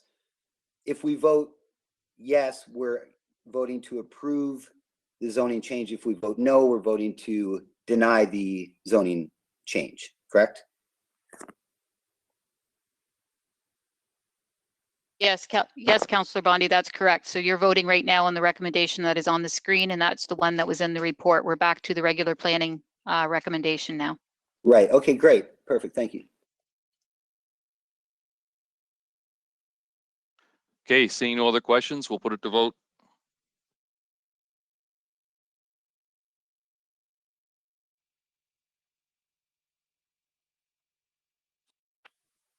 Clarification, Mayor Caniff, sorry. Yes, Councillor Scotchy? Are we doing the roll call again, or is this going to be an online submission? It's online unless we get a request otherwise. I would like to have a roll call vote on this one as well. I thought I made it clear that any vote on this matter was a request of a roll call. Thank you. Okay, Council, I am going to, in fairness, start from the bottom up this time. Mayor Caniff? No. Councillor Wright? No. Councillor Thompson? No. Councillor Solomon? No. Councillor Pinsno? Yes. Councillor Carmen McGregor? Yes. Councillor Brock McGregor? Yes. Councillor McGrail is still offline, absent. Councillor Latimer? Yes. Councillor Kirkwood White? No. Councillor Harrigan? Yes. Councillor Hall? Yes. Councillor Finn? No. Councillor Foss? Yes. Councillor Crew? No. Councillor Sakachi? No. Councillor Bondi? No. Councillor Oche? No. 1, 2, 3. Motion fails. Ryan, just a question for you. I understand that you probably need a motion with regards to the planning. So is there something that is proposed at this time? Thank you, McCann. Sorry, Judy, I just didn't understand the question. I believe this motion. Oh, I see what you're saying. I'm sorry here. If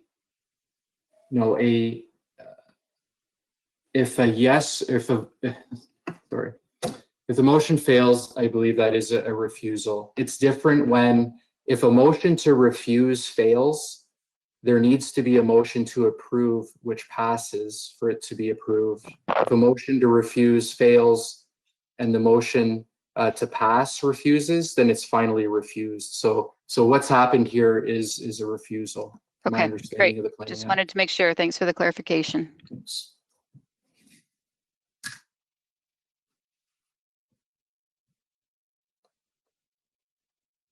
8B, application for zoning bylaw amendment. Mosia Concrete and Concrete Products Limited, 246 Park Ave West, Community of Chatham.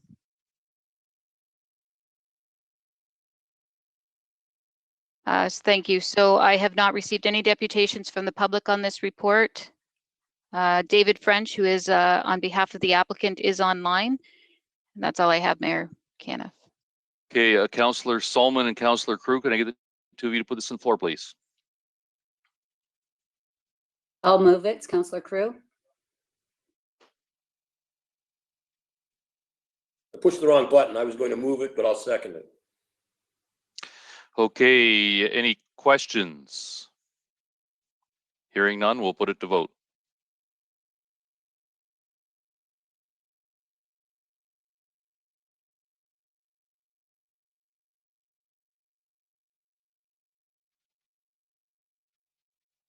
All votes are in.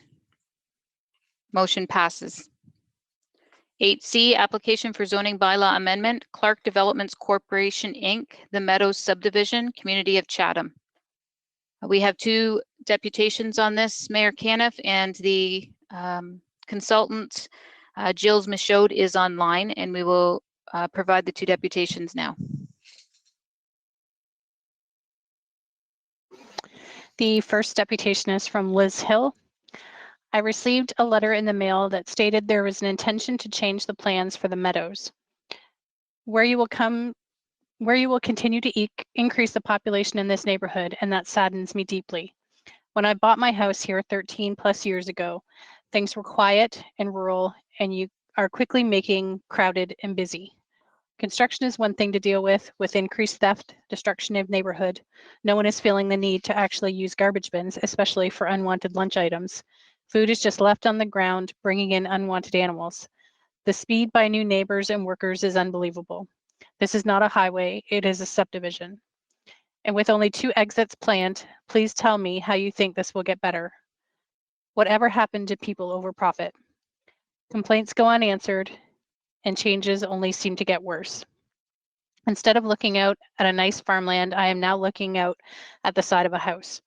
When developing a subdivision, maybe you can consider what you would like to live in. Would you like to look at the side of a house, or maybe you would prefer to have a backyard bump onto yours? Instead of putting windows in houses that directly line up with the neighbors, they could be staggered. Instead of making the original occupants feel like neighbors, you could come out and see for yourself the cluster of mess that you have created. The speed and untidiness of it all, and the complete lack of respect. I am severely disappointed in your decision to continue to alter plans and go forward with these changes. I oppose this request. With the real estate market, I feel trapped in a house that I once loved. Liz Hill. The next deputation is by David and Veronica Redfern with respect to the Meadows subdivision development.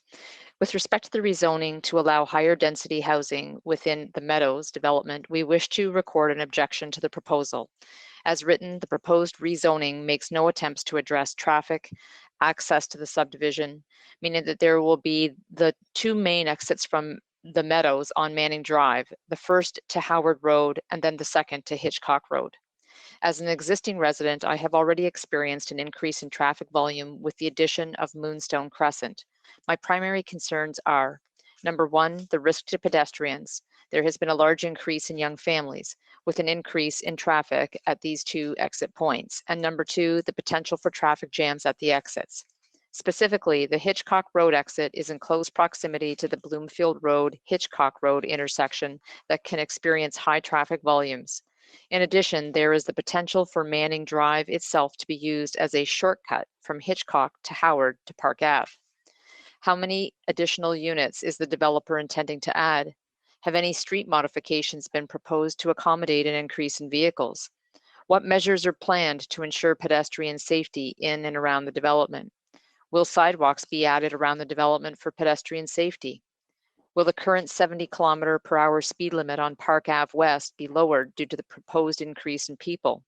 As an aside, several young families are now living in the homes directly behind Park Ave West. I believe that without changes or an additional assessment into traffic volumes, the increase in density will be a detriment and increased risk unnecessarily to residents due to the potential increase in traffic. Thank you for your time. Sincerely, David and Veronica Redfern of 80 Manning Drive in Chatham. Okay, Councillor, I'll go over to you, Ryan. Thank you, Mayor Caniff. The zoning application put forward by the developer here is to permit semi-detached dwellings and row house dwellings as additional permitted units. There are different permitted housing types throughout the subdivision. I just briefly want to review this entire subdivision for council and the public's awareness and make a couple of comments with regard to the letters. First, with the letters, traffic, access, number of total units, and the provision of sidewalks are all things that were dealt with when this subdivision was approved in April of 1999. The subdivision layout, as far as the street network, is not at issue tonight under this application, and it's not being changed from the original approval. The home builder here, Maple City Homes, does have a plan to incorporate semi-detached dwelling units in certain areas within the subdivision. In 2018, it rezoned lots fronting Howard Road, and earlier this year in 2020, it's rezoned already some lots on the extension of Manning Drive, which was just constructed last month. Rather than council receiving multiple zoning bylaw amendment applications in the future, through my consultation with the developer, it was suggested that it could pursue another zoning application at this time and simply rezone all of the remaining lots in the subdivision to permit those other housing types, to provide the developer flexibility as they build out the rest of these lots over the next couple of years. The original subdivision was approved for 463 lots. This proposal does not add any more lots. It's simply adding different housing types. This developer picked up the subdivision in 2018 and constructed 93 lots on what is now Moonstone Crescent, and there's only a number of lots left to build on there. Over the next couple of years, it is expected that the remainder of the 294 lots will be developed, and at the pace of growth that could happen within 2 to 3 years. So for folks who lived on the original phases of Manning back since 2006 and 2012, some residents may have become accustomed to living on a single street. However, this subdivision has been planned for 21 years to encompass this entire farm, and that's simply what's happening now. And I just wanted to make those comments. Thank you. Councillor B. McGregor and Councillor Kirkwood White, can I get put on this floor, please? Happy to do that.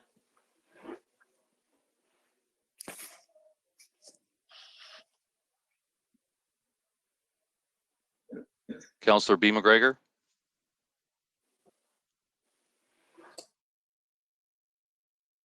Okay, Councillor Bondi, can I get you on the floor, please? Sure, I'll say. Okay, any questions?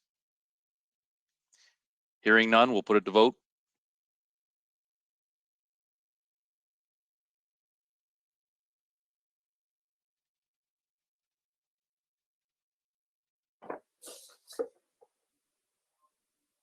All votes are in. Motion passes. 8D, application for zoning bylaw amendment 1486134 Ontario Limited, Blackacre Crescent and Jomania Boulevard, community of Tilbury West Kent. Mr. Mayor, we have Melanie Muir from Dillon Consulting online for the applicant. We have received 2 deputations from the public, and we will read them now. First one is from Richard and Carol Hunter, 20 Homestead Drive, Tilbury, Ontario. My lot was purchased in 2002. The developer of the property sold me on the new subdivision to be for single-family homes. In the agreement to the purchase of the lot, there were minimum square footage restrictions for the structure, fence, finished driveway to be completed within 1 year to maintain the integrity of the development. As time passed, there was a proposed change to decrease the minimum square footage of the structure to be built. This was done. Several years ago, the proposed change was for the rezoning to allow for townhouses to accommodate retirees and new homeowners. Cost of these structures would start at $300,000 to $400,000 area. I attended the meeting at Ryder Hall to discuss the development possibilities. The presenters were unable to provide what the new structures would look like. Oh, possibly like the ones on Queen Street, not necessarily the drawings on hand. They were unable to address concerns regarding sewage and wastewater management, the upkeep of maintenance of townhouses to maintain our property value. This was not an informative session. Reading the notification letters of change, I interpret that the developer wishes to decrease property lines in order to increase the size of the unit to accommodate more people. He makes more money and walks away without further responsibility. An additional pumping station was not included in the development of the new infrastructure. What assurance does the Chatham-Kent municipality offer to protect the current taxpayers from another flood and property damage? The paved roadways are already higher than the initial phase of construction, and the empty lots are sitting higher. I'm not opposed to change or progress, but overdevelopment cannot be at the expense of the current property owners. Sincerely yours, Richard and Carol Hunter, 20 Homesteads Drive, Tilbury, Ontario. And the next deputation is from Justin Criticus. I am writing regarding roll number 3650-080-003-10708, specifically relating to the zoning bylaw amendment proposal involving the houses to be built at the south end of Tilbury, located on the west side of Queen Street and north of Middle Line.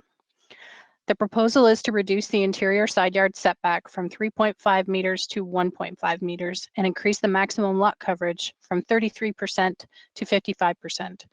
Homestead Drive, the road that surrounds the building site on two sides, has experienced flooding and was hit especially hard in September of 2018 when 6 inches of rain fell in 1 hour.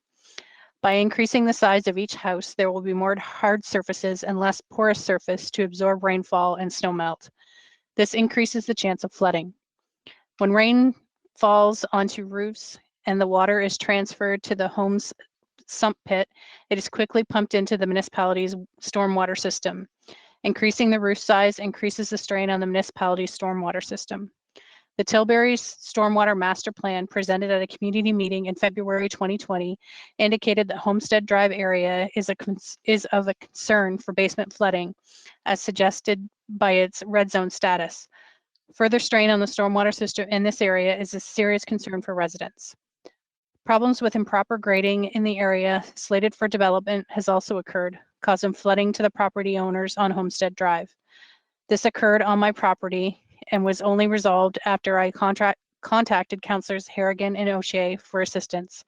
Eventually, Dillon Consulting dug a drainage ditch in March of 2020 to allow standing water to flow off the properties on Homestead Drive. Today, when you stand on Blackacre Crescent, it is obvious that the lots are higher than the existing lots on Homestead Drive. It appears that those lots will drain into Homestead Drive properties if the current temporary drainage ditch is altered. Finally, if this proposal is accepted, it will be the second accepted proposal in less than 10 years to modify the zoning plan. I cannot remember the specific date that the previous proposal was accepted, but the application number was D28TI/50/17/0. This resulted in a change where all the homes in the affected area went from single dwellings to row houses, which increased the housing density. This new proposal further increases housing density, changing the overall feel of our neighborhood and impacting stormwater capacity.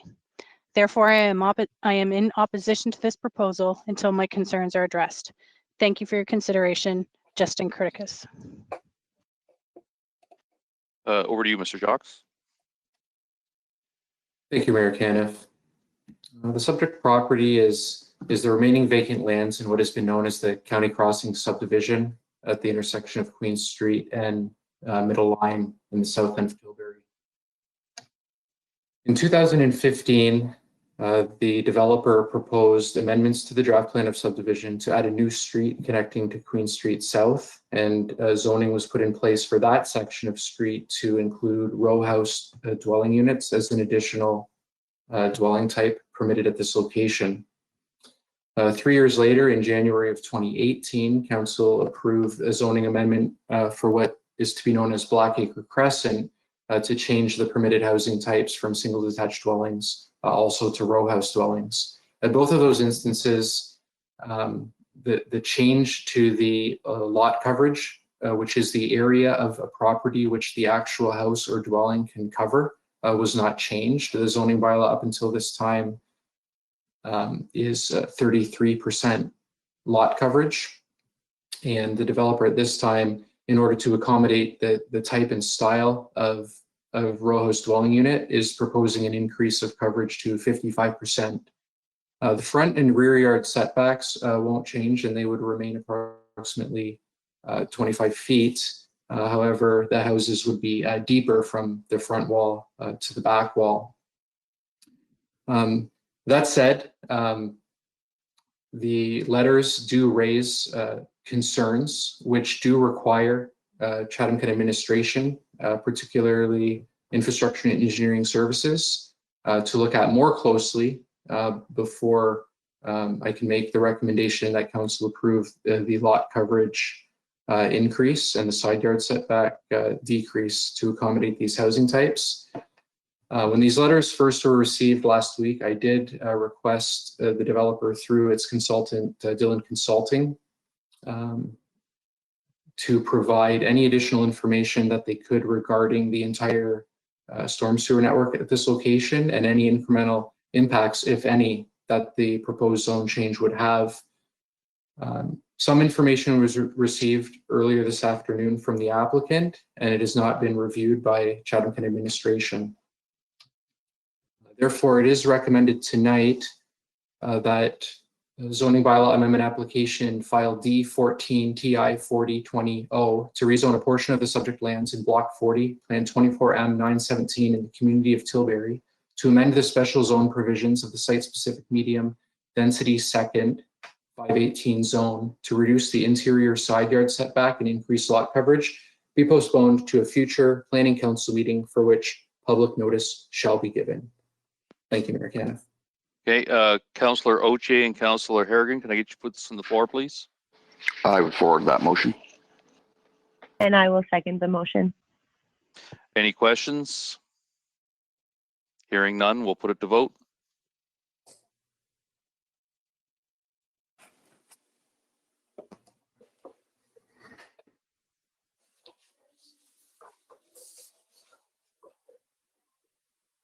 All votes are in. Motion passes. 8E, application for consent and zoning bylaw amendment, Leonard and Judy Thelen, 5585 and 5589, 8th line, community of Raleigh, South Kent. So we have not received any deputations with regards to this application, and Jay Johnston is online representing the applicant. Councillor Sakachi and Councillor Thompson, can I get you to put this on the floor, please? Happy to move the recommendation and put it on the floor, Mayor Caniff. Happy to second it. Any questions? Seeing none, we'll put it to vote.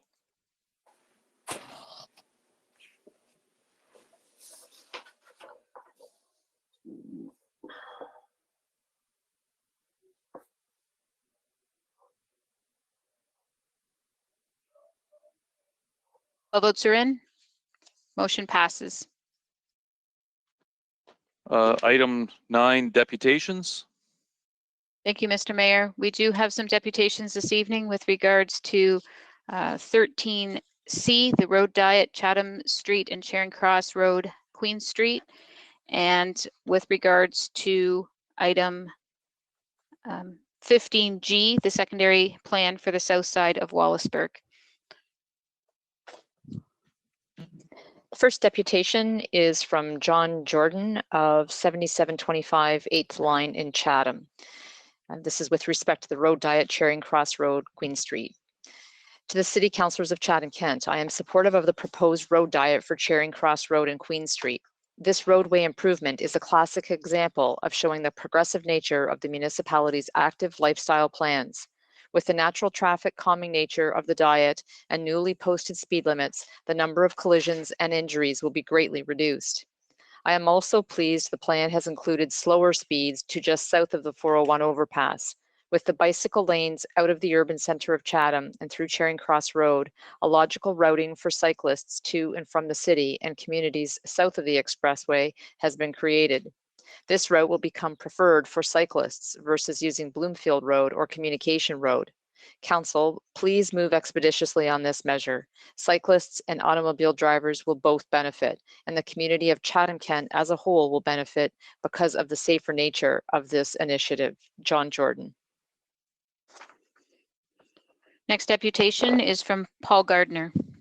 I ask City Councillors support and pass the recommendation before the Chatham-Kent Council prepared by the Municipal Engineering Department regarding the road diet approach.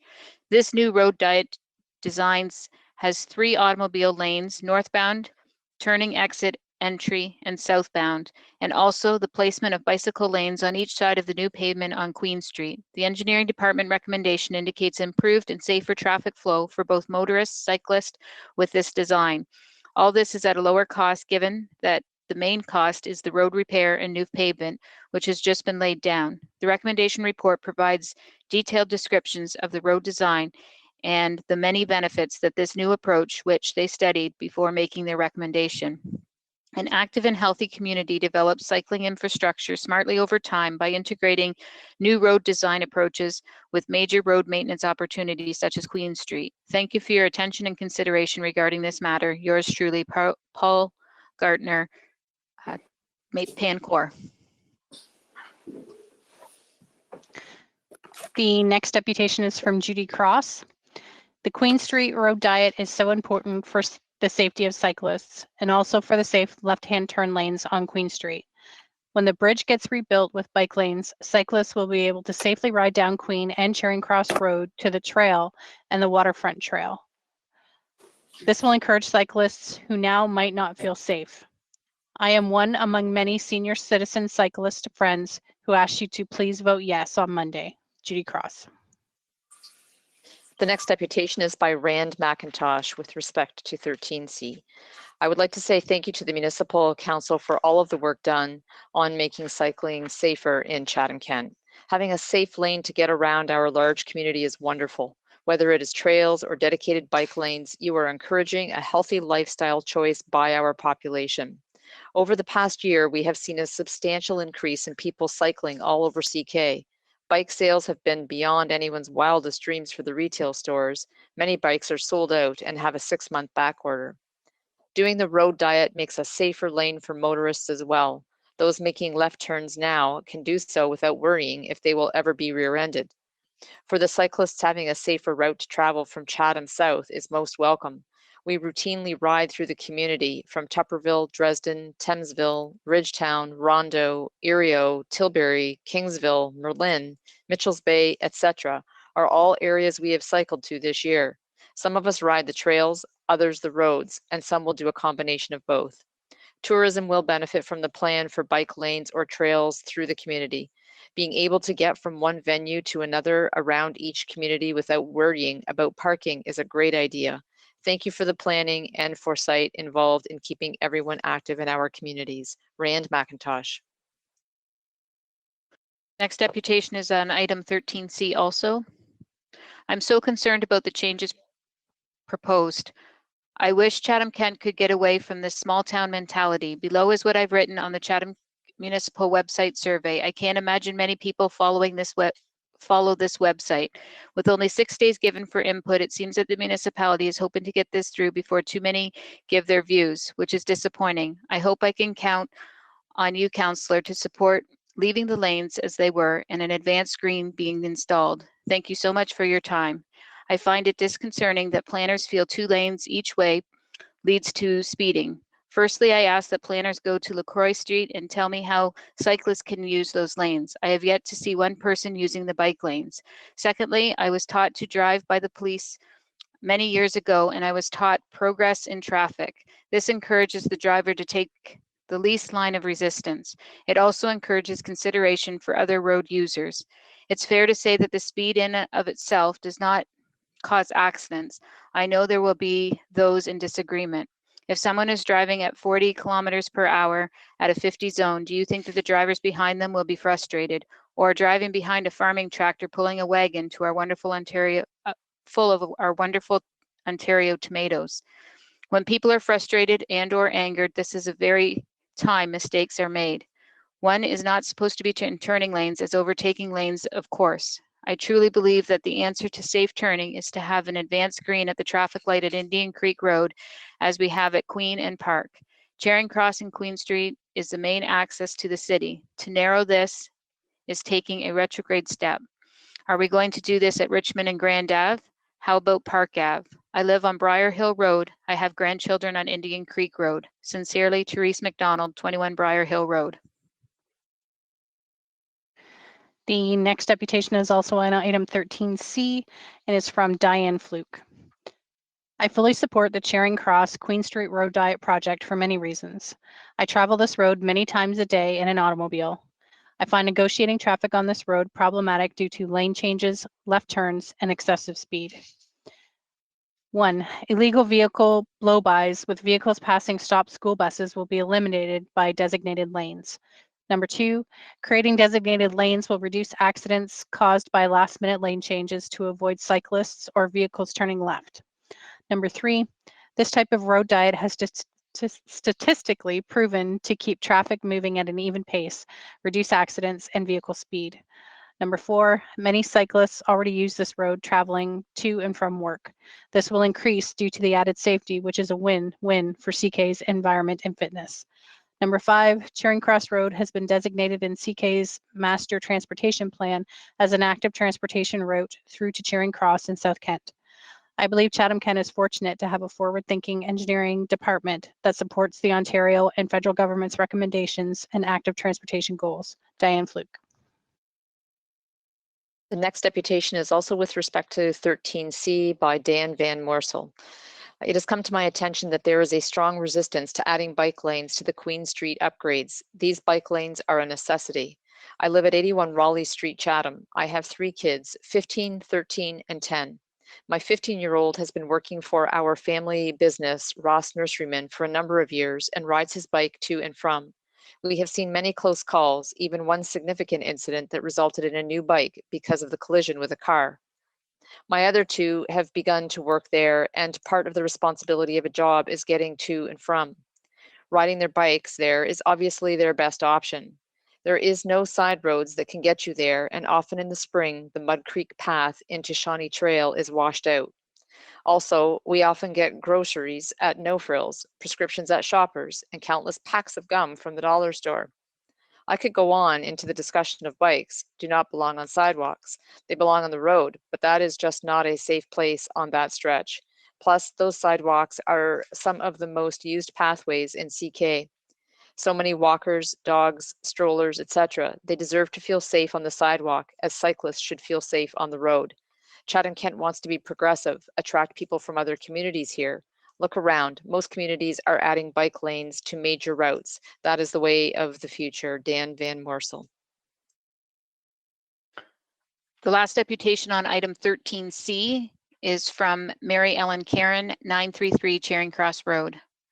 I have lived on Charing Cross Road for over 25 years.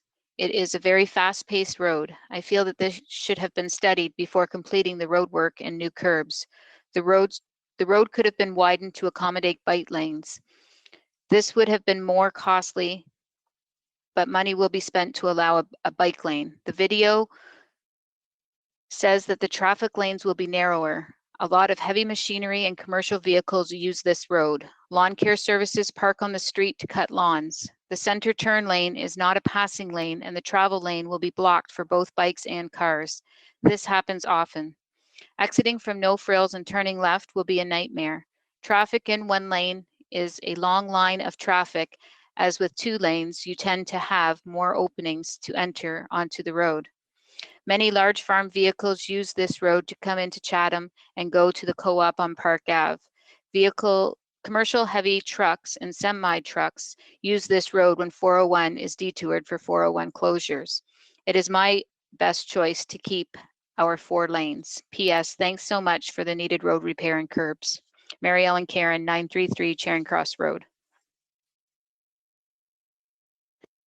And our last deputation is with regard to item 15G, and it is from the former Wallaceburg Community Task Force Committee, which is Bill Courier, Dave Elliott, Kevin Kavanaugh, Jean Shepins, Brian Armitage, Suzanne Brown, and Ron Carther. Mayor and members of council, on behalf of the former Wallaceburg Community Task Force Committee, we would like to fully support the proposed motion for the development of a South Side secondary plan for the community of Wallaceburg. The Wallaceburg Community Task Force had hoped to create a secondary plan for the renewal of the South Side, waterfront, and adjoining areas of the north side of downtown Wallaceburg as a legacy project. Unfortunately, funding could not be secured. As background, the Wallaceburg Community Task Force hosted a Fanshawe College urban planning chariot where the south side of Wallaceburg was the primary study area. The output from this chariot were some very creative ideas for renewal of this important community asset and the reconnection of its residents to the community.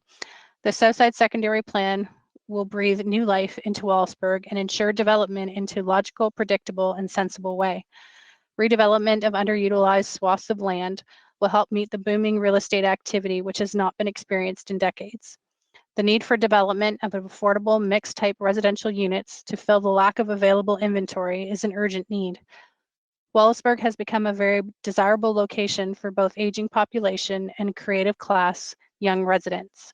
It is hoped that the plan will have some concentration on arts, culture, retail, and public space to create a mix of activity, together with encouraging visitors to spend more time in our downtown core. We had identified 3 components to be included in any South Side secondary plan development. 1, a comprehensive waterfront plan to ensure a continuous linked waterfront with open space to give continuity through the scenic downtown of our community. Number 2, a downtown redevelopment plan that would encompass both north and south side lands immediately touching the waterfront. Number 3, perhaps the most exciting regrowth proposition was the redevelopment of the south side, specifically the area from the Sydenham River to the CSX tracks and from Murray Street to McNaughton Ave. It is our hope that the south side secondary plan will resemble some of the most stable and desirable neighborhoods, waterfront and cultural developments, for example, Mississauga's Lakeview Village, Chicago's Lincoln Park, and Peterborough's Charlotte Street renewal. We remain encouraged with the investment like Edwards Education Center and see real opportunity for ongoing investment when we have a Southside secondary plan in place. The secondary plan would ensure innovative design elements are incorporated, and it is our hope that any plan will focus on connecting the community back to the water's edge and offer a diverse mix of residential, institutional, cultural, office, retail, and green space. Early in your term, Council set its priorities, which were identified as A, growth, to grow our population to support the economy and labor force needs. B, community wellness, everyone is able to thrive and be safe. C, community engagement, the voice of the community is reflected in the municipal decision-making. And D, environment, acting today for a healthy environment tomorrow. On September 28th, 2020, you met to review strategic priorities and determined if any realignment needed to be made. It was nearly unanimous that growth was to be the focus. It is our hope that you will support this motion for the development of the Wallaceburg Southside Secondary Plan. We believe this plan will ensure that our community participates in the economic prosperity of Chatham-Kent through residential growth, tourism development opportunities, healthy community options, and small business renewal. As you know, timing is everything. With the pandemic we are currently experiencing, it would seem the perfect environment to accomplish the planning process of a secondary plan. With this plan, we will be ready to move when the restrictions are lifted and investors are looking for communities with vision, commitment to growth, and executable plans. In closing, we are mindful of budgetary and staffing constraints. We extend an offer to partner in any manner which may be deemed helpful and added value. Thank you for your time and consideration, the former Wallaceburg Community Task Force Committee. Okay, we'll move to the consent agenda. Madam Clerk, can you walk us through what's included? Absolutely, Mr. Mayor. So at this time, we have 7 items that will be pulled for further discussion and voting. Those items are 11B, Digital Main Street Grant and Digital Improvement Grant Programs Update. It's been pulled by Councillor Brock McGregor. 12B, Safe Restart Fund Update has been pulled by Councillor Harrigan. 13B, 2020 Building Lifecycle Projects has been pulled by Councillor Finn and Councillor Thompson. 13B, 13C, the road diet Chatham Street and Charing Cross Road, Queen Street, has been pulled by Councillor Kirkwood White, Councillor Thompson, Councillor Harrigan, Councillor Latimer, and Councillor Brock McGregor. Report 14A, Council's Growth and Recovery Strategy Next Steps, has been pulled by Councillor Harrigan and Councillor Thompson. 15B, Development Charges Background Study, Non-Water, Wastewater, and Community Benefit Charges, has been pulled by Councillor Harrigan. And the final report pulled is 16A, Naming Rights Sponsorship Strategy, CK Community Championship Program, has been pulled by Councillor Finn, Councillor Harrigan, and Councillor Latimer. All the remaining reports, Mr. Mayor, can be approved through the consent agenda. Okay, Councillor Pincinel and Councillor C. McGregor, can I get you to put this on the floor, please? So moved. Seconded. Any questions? Hearing none, we'll put it to vote.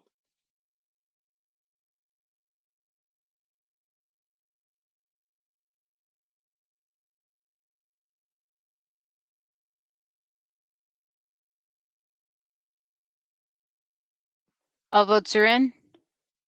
Motion passes. Item 11, information reports. 11B, Digital Main Street Grant and Digital Improvement Grant Programs Update. Councillor B. McGregor and Councillor Wright, can I get you to put this on the floor, please? I'll make a move. Happy to second. Okay. Okay, Councillor B. McGregor, followed by Councillor Scotchy.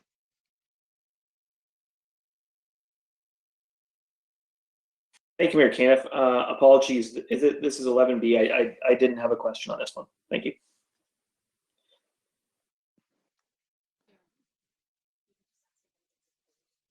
Okay. Councillor Scotchy. Hello, Mayor Caniff. Just one quick question. I did notice that there was only a very select few of businesses in the South Kent area, and I just wanted to touch base just really briefly on kind of how the notification period went out with our ECDEV team. Thank you, Mayor Caniff. It's Stuart McFadden, Director of Economic Development. Part of the report you're seeing in front of you have two different programs. One is the Digital Main Street 1.0, so to say, that we receive funding from the province to execute. And the other one, at the end of that 1.0 program, you'll remember that I come to council with this idea of taking dollars from our base budget that were not spent in 2020 due to COVID and redirecting those dollars towards additional Digital Main Street or digital transformation programming. The Digital Main Street program is good for businesses inside of downtown cores and inside of a very defined geographic area. When we come back with the other funding through our base budget, we made sure we focused on businesses that had expressed interest in the program, but they were not inside of the downtown core area. So you'll see the businesses that, I believe the majority of the businesses that were within that second program were more out of the downtown area because they did not qualify in the original program. I hope that we did send out notification of applications being there and went through and vetted them accordingly. I hope that answers the question, Councillor Sakachi. Yes, it does. Thank you very much. I was just asked that earlier, and I do appreciate you taking the time earlier this afternoon to answer my question as well. Thank you, Mr. McFadden. Seeing no other questions, is anyone opposed to this? Hearing none, motion carried. Item 12, Finance, Budget, Information, Technology, and Transformation. Safe Restart Fund Update. Councillor Harrigan and Councillor Pincinel, can I get you to put this on the floor, please? Yes, Mayor Caniff, I'll move the recommendations, and I do have a question. And I'll second it. Okay, Councillor Harrigan, to you. Thank you, Mayor Caniff. Through you to our CFO. Gord, I'm just wondering if you can please provide a little bit of background or insight around us not applying for phase 2 of the Safe Restart program, and if there's a risk that we're leaving provincial dollars on the table. Thank you, Mayor Caniff. It's Gord Quinton, Chief Financial Officer. Thank you, Councillor Harrigan, for the question. All along, we had made our points known to the province that we preferred that the funding be unconditional. so that we would allow local municipalities flexibility in how they address local issues related to COVID-19.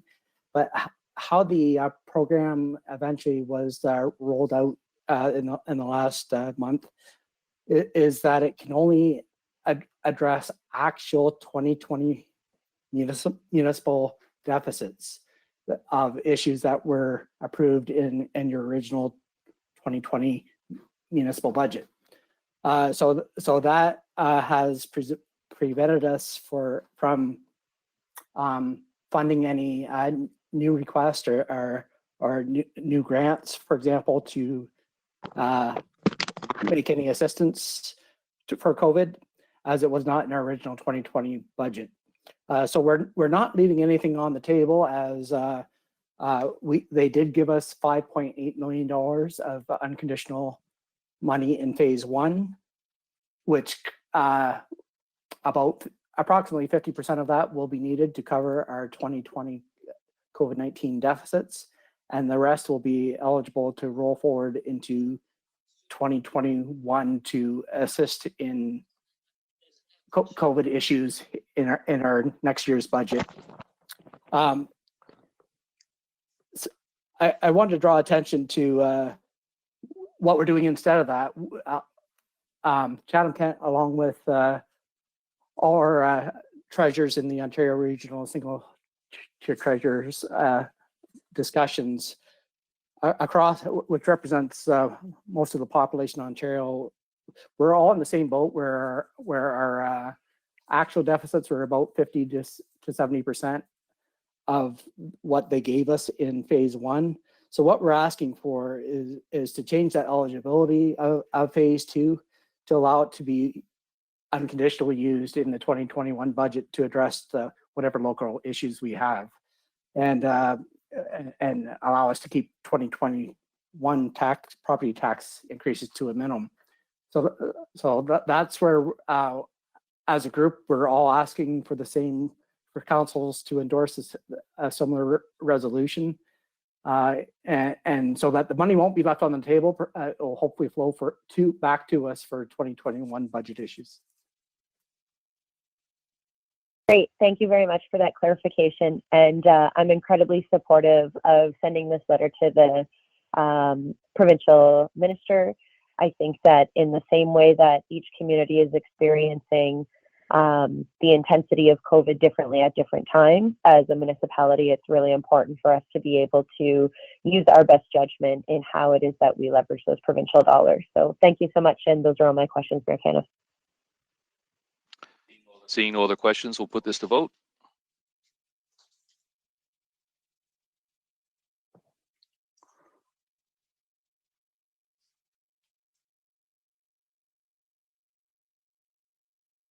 All votes are in. Motion passes. Item 13, infrastructure and engineering services. 13B, 2020 building lifecycle projects. Councillor Thompson and Councillor Finn, can I get you to put this on the floor, please? I'll put it on the floor, yes. I'll second. Okay, go to Councillor Thompson, then Councillor Finn for comment. Okay, thank you very much, Mr. Mayor. I guess looking through the list, a lot of good stuff on there, obviously. The one that I was concerned about prior to the other report being pulled, but still concerning, was under municipal centers. It said civic center window replacements. In light of the other report being pulled, but even still, I was curious why that would be on the list if we were going to discuss, and still could discuss, those exact replacements in another report. So this is Tom Skodak. Thank you, Mr. Mayor. So whether we engage in the complete renovation or not of the Civic Center, items such as leaky windows have to be addressed, and that's what we started doing this year with a few of the windows this year, and planning on doing that over the next couple of years. Does that answer the question? To be honest, no, not really. I'm concerned that we do those windows this year, and then we decide we're going to either not renovate the Civic Center, which there was a window request in there, or we decide we're not going to use the Civic Center at all. The problem is the ones that we addressed already this year are in real need of replacement. You have leaky windows, leaky as far as water penetration as well as wind coming through. So those are the priorities that we addressed and want to continue addressing. What's the cost on those windows that we're going to do this year? So far we spent about $60,000, and we're planning on spending this year. Probably not going to start another window project, but we'll continue early next year. I would say another $100,000 next year, and so on and so on. Okay, thank you. Councillor Finn? Councillor Thompson stole my question, so no questions. Okay, seeing no other questions, we'll put it to vote.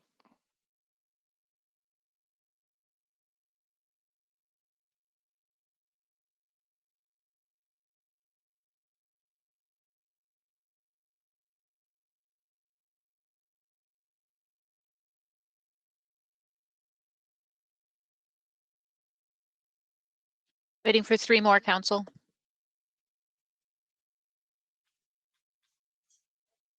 All votes are in. Motion passes. 13C, Road Diet, Chatham Street, Community of Blenheim, and Charing Cross Road, Queen Street, Communities of Harwich, Raleigh, and Chatham. Councillor Latimer and Councillor B. McGregor, can you each put it on the floor, please? So moved. Happy to second it. Okay, Councillor Kirkwood White, question? Yes, thank you, Your Worship. I wondered whether, when it comes to vote, if we could separate the 2 recommendations, the one for the community of Blenheim.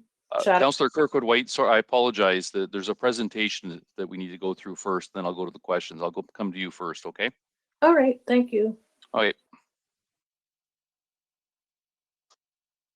Thank you, Mayor Camp. So this is Chris Teaver here, Director of Engineering. I am going to share a presentation with you in regards to the proposed Charing Cross Road, Queen Street, Chatham, and Chatham Street, Blenheim road diet project.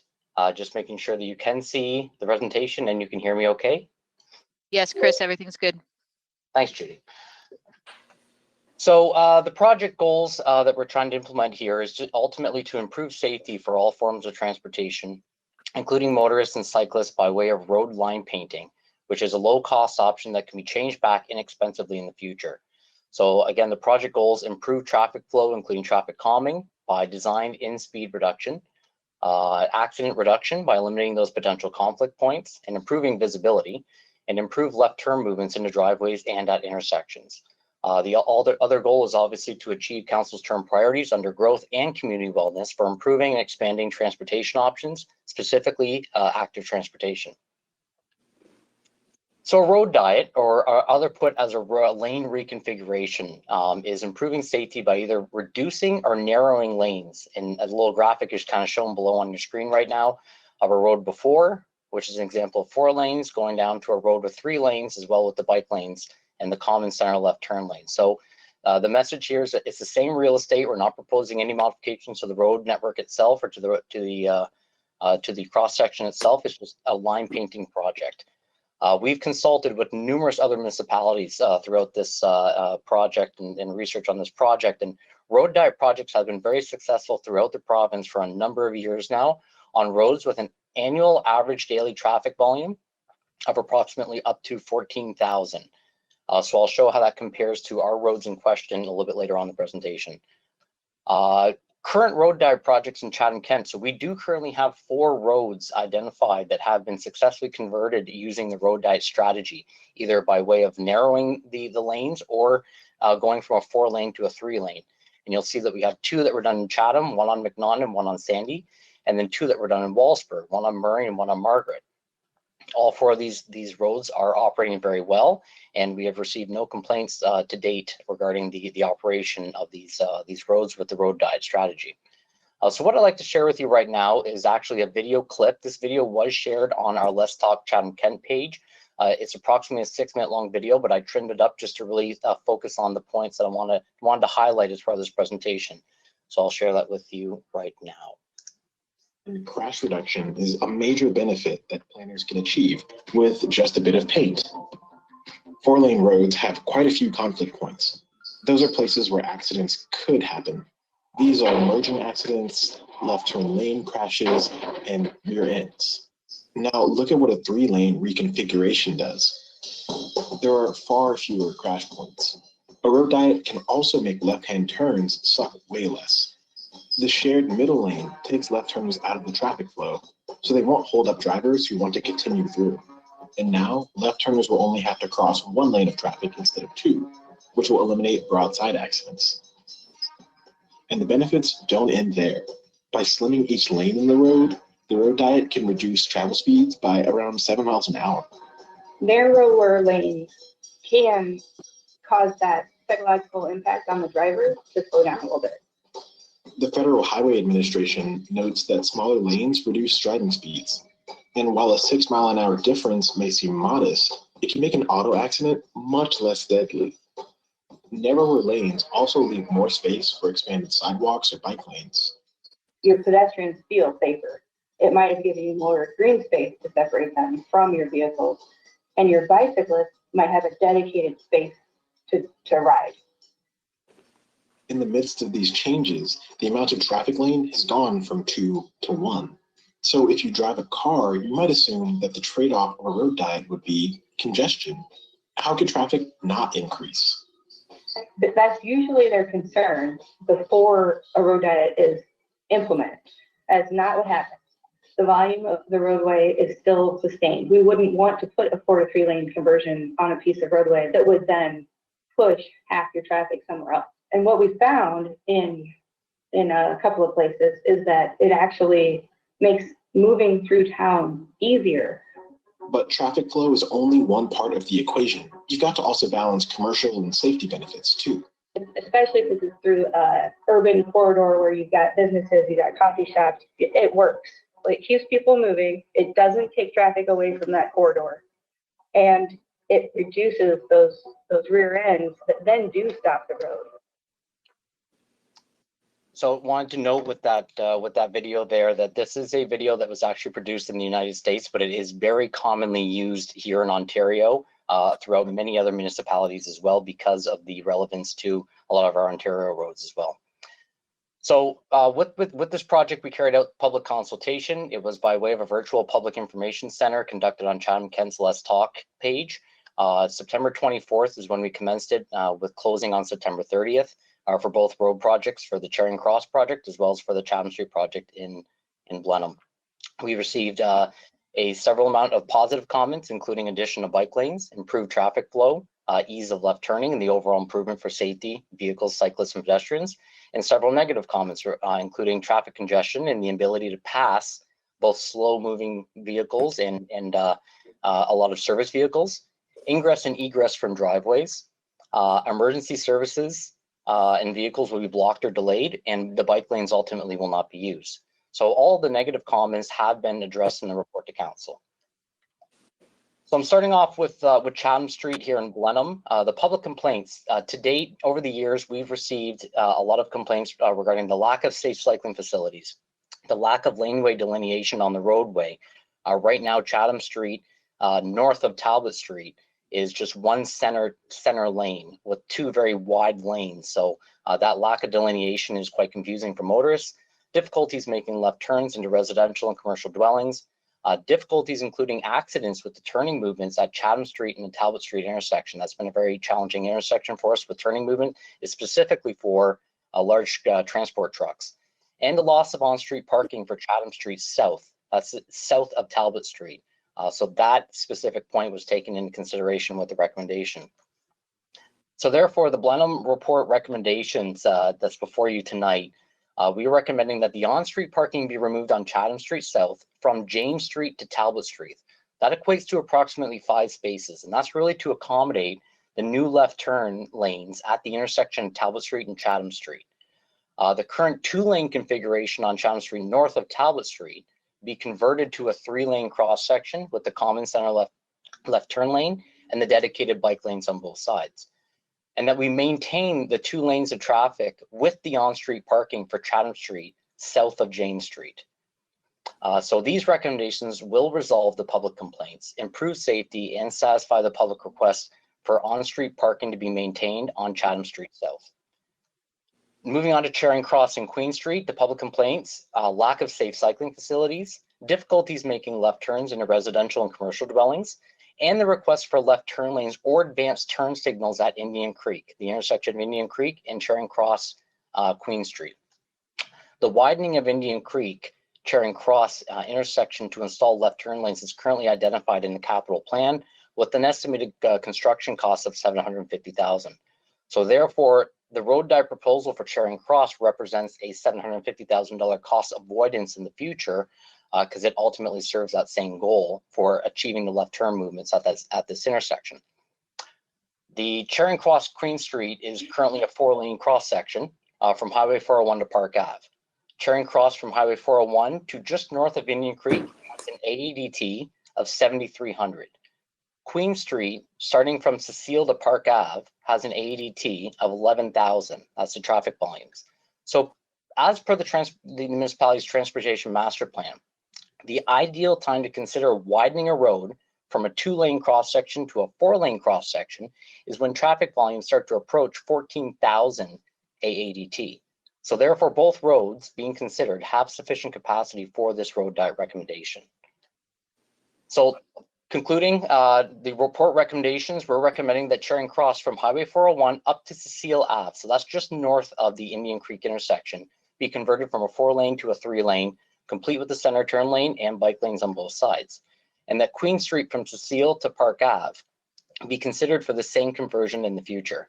These recommendations, again, will resolve the public complaints, improve safety, and eliminate the need to widen the Indian Creek Charing Cross intersection in the future, thereby saving $750,000. And I thank you for your time, Mayor Kenneth. Okay, Councillor Kirkwood White, followed by Councillor Scotchy. Thank you, Your Worship. As mentioned earlier, I would like the recommendations separated, please. And I do have a question with regard to what happens when the bike lanes disappear just north of the 401 overpass. I understand that there's a process for that Mr. T-Bear can explain. Yes, thank you, Mayor Kenneth. So where the bike lanes are proposed to terminate, which would be just at the overpass there for the 401, it will then turn into a share the road structure.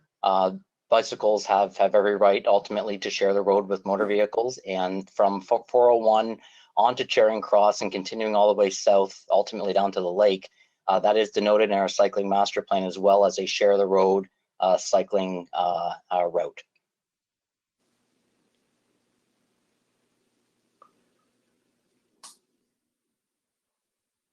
Anything else, Councillor Kirkwood White? No, that's it. Thank you very much. Okay, Councillor Scotchy, followed by Councillor B. McGregor.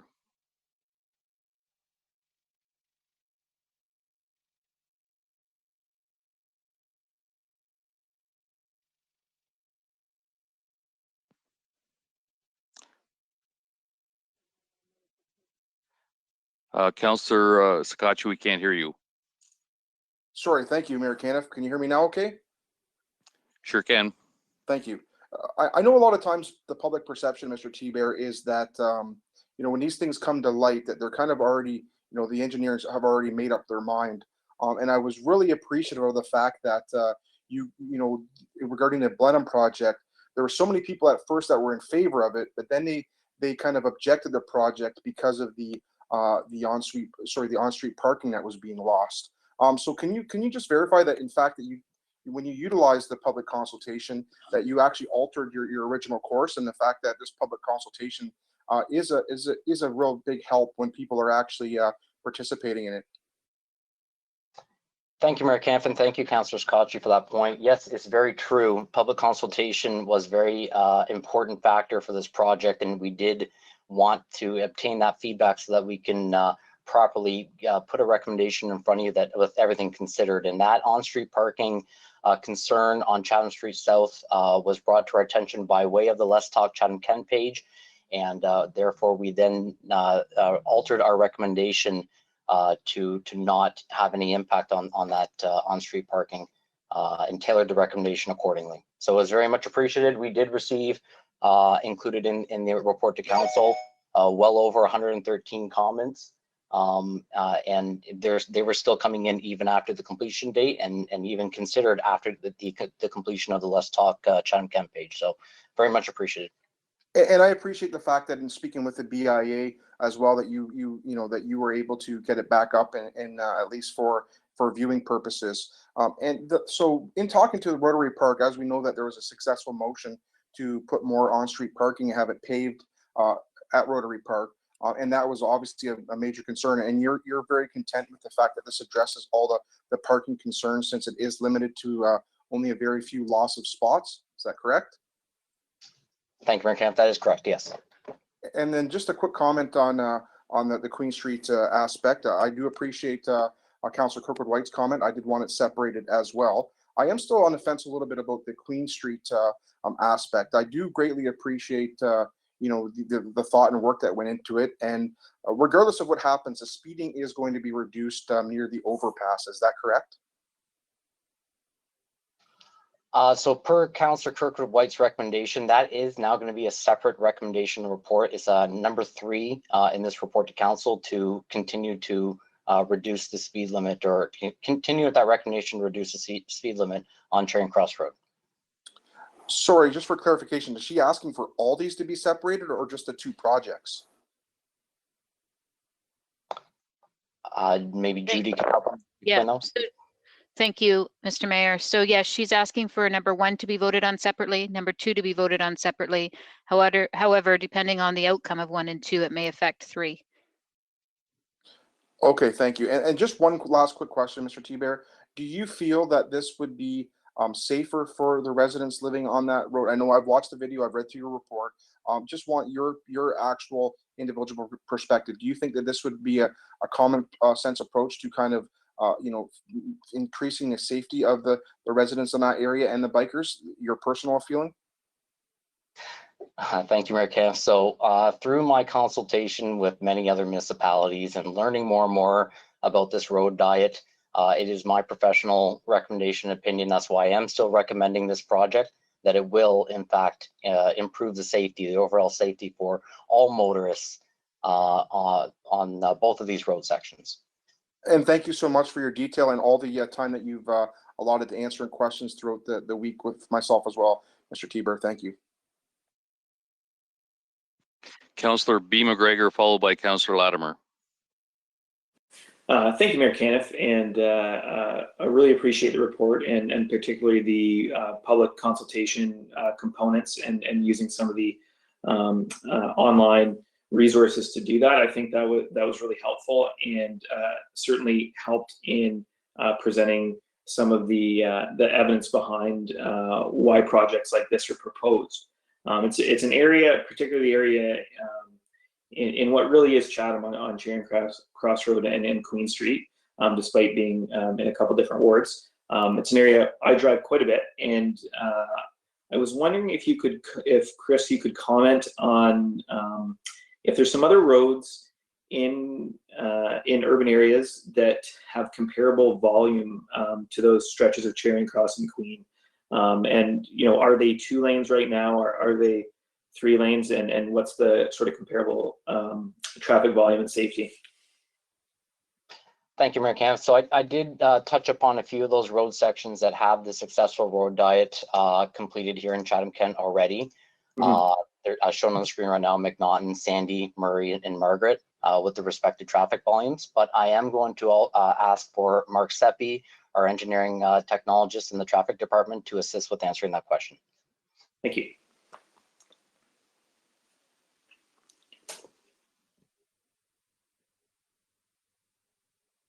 Thank you, Mayor Caniff.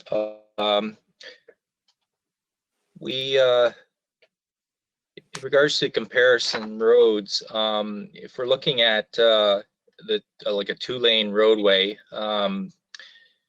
LaCroix Street from Park Avenue to Tweedsmuir currently has around 10,000 vehicles per day. So it's a little bit more than on Charing Cross. And that section is essentially a 2-lane roadway with a parking lane on the west side. Elsewhere in Chatham, McNaughton Avenue East, well, that's a road diet, and it was mentioned in the report. That section between Victoria Avenue and St. Clair Street has around 9,000 vehicles per day. That's on a 2-lane roadway. And then from Victoria Avenue to Taylor Avenue, it's around 8,500 to 7,000 vehicles per. Sandy Street between Grand Avenue and McNaughton, 2-lane roadway. That also had a road diet several years ago where we took wide lanes and narrowed them down for bike lanes. It's 10,500 vehicles to 9,500 vehicles through that stretch.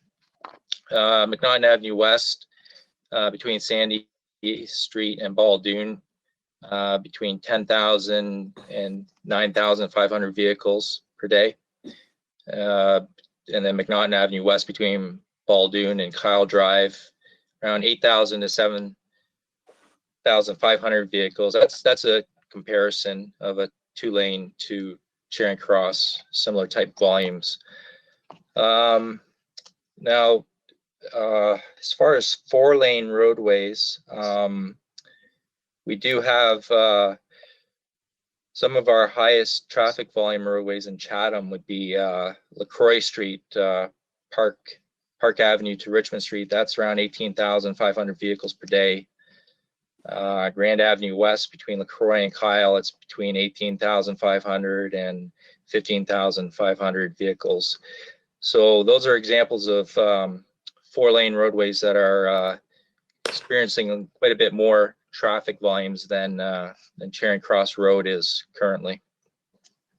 Yeah, thank you. And that was really that really answers the question, and I think offers a pretty relevant comparison to sort of understand what that road would feel like if we go through this road type diet, and give us some confidence that this is something that we've done in a number of different places in the municipality and has been successful. So I think it's a good evidence-based move to make an area that vehicles travel much safer.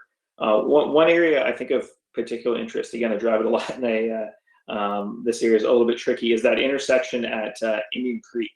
And I sort of it was mentioned quickly, but I just maybe wanted to comment on what this project does for the safety at that intersection, and what would happen if we choose to do nothing. What would be the outcomes of either leaving that intersection as is or needing to change it to make it safer?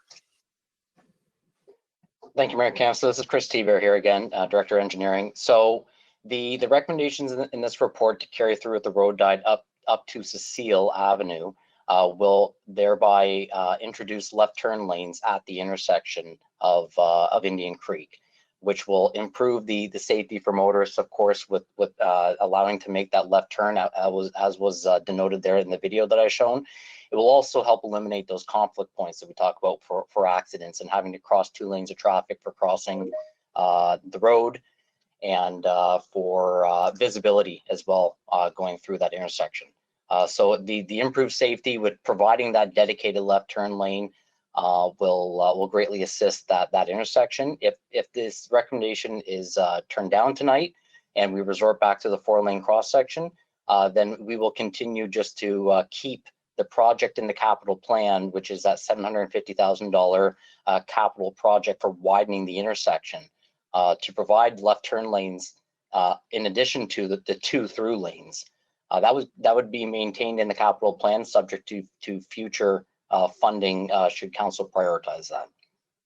Thank you. So I guess my question is, would it be a fair summary to say that this project with respect to Charing Cross Road and Queen Street is safer than its current configuration, is consistent with configuration of similar trafficked roads within Chatham, and would save $750,000 investment at an intersection. Thank you, Mayor Cass. So yes, those are true statements, and per my recommendation, again, just concluding that this ultimately is a very low risk type project to implement, just a line painting type project, very inexpensive, with a great opportunity in the future to, as I denoted in the presentation too, to resort back should we feel that this is unsuccessful or presenting challenges, or if there is that need in the future as well to due to increases with and build up in the subdivision or adjacent subdivisions to then resort back to a 4-lane cross section. It can just be simply done very inexpensively through a line painting project. Great, and I think that's an important note as well, that it's not a an expensive change. And I know we had maybe a few comments from residents that if there was ever a on and off ramp at Charing Cross Road, obviously this is something that could be revisited. So really appreciate the presentation, the thoroughness, and I think it's a really reasonable, simple project that actually saves us money and can increase safety for residents in the area. So I'll be supporting it. Thank you. Councillor Latimer, followed by Councillor Solomon. Thank you through the mayor. Chris, I'm pleased to support all 3 of these recommendations, and I want to echo Councillor Sakatchi's appreciation from the blended community in that IES took into consideration the community input and actually modified the recommendations accordingly and minimize the loss of those parking spaces. I really don't like the term road diet, because it kind of involves losing something, when in this case, or the concept of right sizing a road actually improves traffic flow while resolving overall safety and, in this case, current speed issues, while enabling or completing or enabling safer active transportation, whether on bike or foot. I would like you to comment with regard to continued access for farm equipment using Charing Cross Road specifically, and Chatham South actually. Are the lanes actually being narrowed, and to what extent, and will they still accommodate large farming equipment?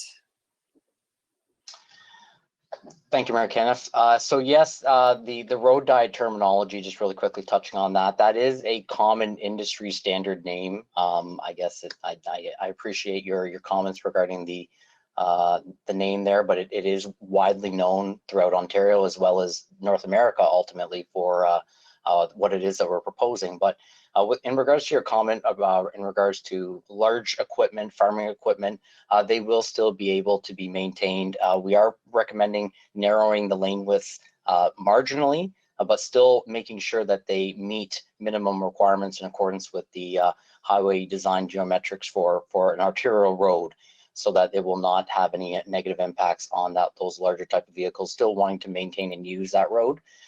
There was a question, several comments that came up in regards to passing vehicles and passing slow moving vehicles in that now 1 through lane that's being proposed. And it is confirmed, and as stated in the report to council, in accordance with the Highway Traffic Act, that motor vehiclists will be able to use that center left turn lane to pass slow moving vehicles as long as there is a safe and clear opening to do so.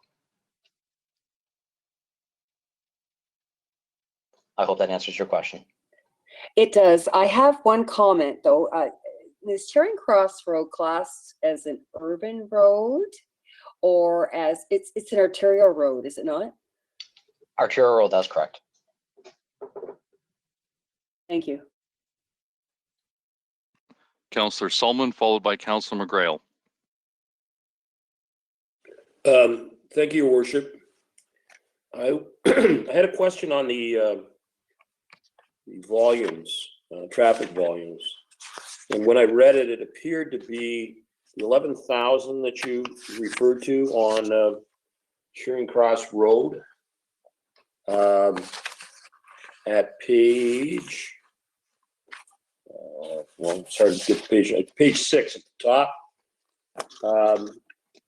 It says the traffic volumes on Queen Street north of Cecile Avenue increased to over 11,000 based on 2013 traffic count data. Did you not do a 2020 traffic count? Thank you, Mayor Cam. So the traffic volumes that we had and traffic count that we had for Charing Cross were a little bit more up to date and relevant for this project. We did note in the report to council that the Queen Street from Cecile north to Park Ave has traffic counts that went back from a 2013 data. So we do not have updated traffic counts. That is why we made the recommendation just to terminate the road diet project for now at Cecile. So therefore, just continue it from Highway 401 to Cecile, and then consider Queen Street from Cecile to Park Ave in the future, pending future studies and future investigation. Okay, so why Cecile instead of Indian Creek Road when you have a very busy mall right at the corner of Indian Creek Road and Queen Street? So the recommendation to go to Cecile was so that we can include the intersection improvements for Indian Creek and putting in those 2 left turn lanes. So you need the left turn lane heading northbound and a left turn lane heading southbound. So therefore we had to extend this road diet to allow for that taper and all that proper storage for that left turn lane at the intersection all the way up to Cecile Avenue, which does, yes, front the mall there with the No Frills and the Dollarama.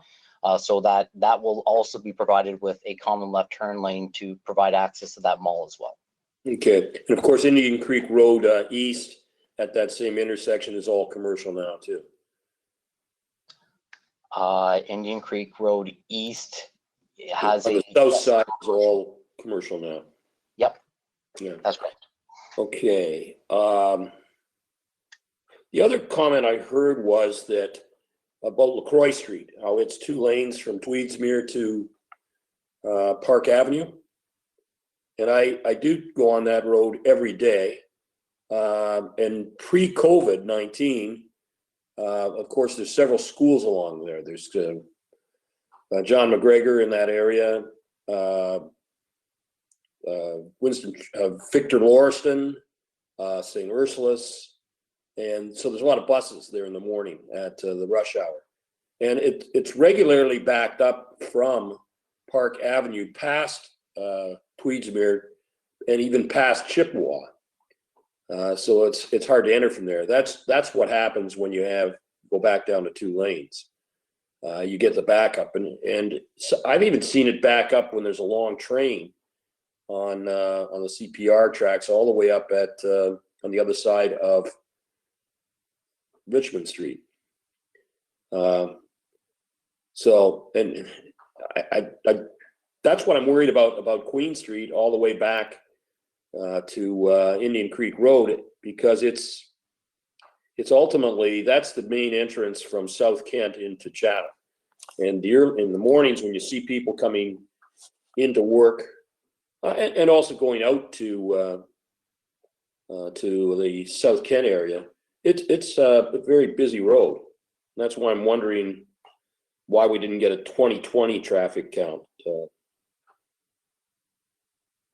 The other question I have is, this seems to be one of those flavors of the month, because I remember when Queen Street was 2 lanes and Charing Cross Road was 2 lanes. And because of public concern, it became 4 lanes. So now we're going in the opposite direction. The argument at the time was that you create greater traffic flow by getting 4 lanes instead of 2 lanes.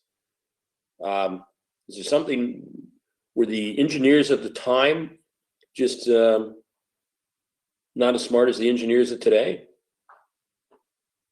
What's the difference? Can you answer that for me?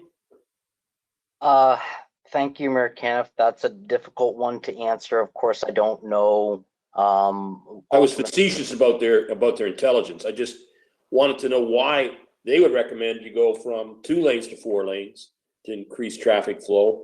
And now we're getting a recommendation many years later to do the opposite. Thank you. So I do have no real way of confirming why the decision ultimately was made back in the past to increase the road from 2 lanes to 4 lanes. I know at the time, way back, there was a lot of discussion about the potential for an interchange at the 401, which of course would have drove the need for a lot of significant improvements in that entire corridor, not simply just widening the road, but looking at all the intersections and signalization and very significant widenings.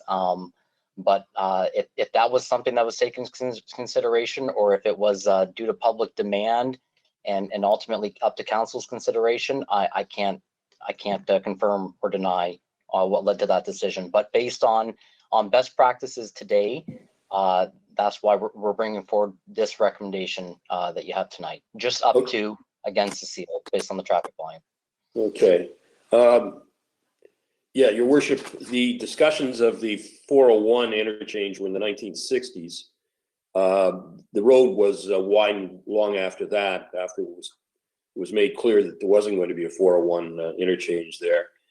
But I can tell you from my own time on council, I brought the motion to reduce the speed limit on Charing Cross Road in the mid to late 1980s. And there was no traffic signalization at Indian Creek Road and Queen Street, where it becomes Charing Cross Road, until a citizen, who, by the way, lived in the house to the exact north of 875 Charing Cross Road that we were just talking about, brought it before council. And there was no signalization at the school, at George P. Vanier School, until the late 80s, early 90s too. So I assume that suggestion of widening the street has very little to do with the 401, since that was 20 years, almost 30 years later. I also wanted to know about why on the point form comments, the majority seem to be saying no to they're not in favor of it. And the deputations that we heard, if I recall correctly, the people in favor of it don't live anywhere near Charing Cross Road, but the ones opposed to it do. Anyway, those are my concerns. Thank you. Councillor McGrail, followed by Councillor Finn. Thank you, Mayor Caniff. So, Councillor Latimer kind of addressed my agricultural issues. And Chris, I understand and I take what you say, and I'll go from there. But us calling Queen Street an urban street is very misleading, because Doyle Line is not in the city of Chatham. It's on the outskirts. So as long as we move forward with these plans, even with the video you showed us, you know, they're saying urban roads, and to call this an urban road, I think is very misleading, especially coming from the 401 back to Queen and Indian Creek. But if you say that 10 foot width is enough for equipment, then I'm good. Councillor Harrigan, followed by Councillor Finn. Thank you, Mayor Caniff. And my comments were really echoing what Councillor McGrail had just said around the actual synergies that can take place between rural agricultural vehicles and cyclists. Certainly, where I live near the river, there's quite a bit of cycling traffic and also quite a bit of agricultural traffic. And they're able to travel in tandem and use the road in an active way. I also wanted to make a comment about the importance of us, again, making decisions from a, infrastructure, engineering, and planning perspective that point to the community that we want to become. I think road diets and the infrastructure around cycling lanes is very much an if you build it, you will start to see activity. I know when I go on daily walks from my place of work in downtown Chatham, there are a number of cyclists that are on the sidewalk, which is incredibly problematic, poses a risk to pedestrians, and is not actually practicing proper cycling. The reason they're on the sidewalk is because they may feel that there's not opportunities for bike lanes for them.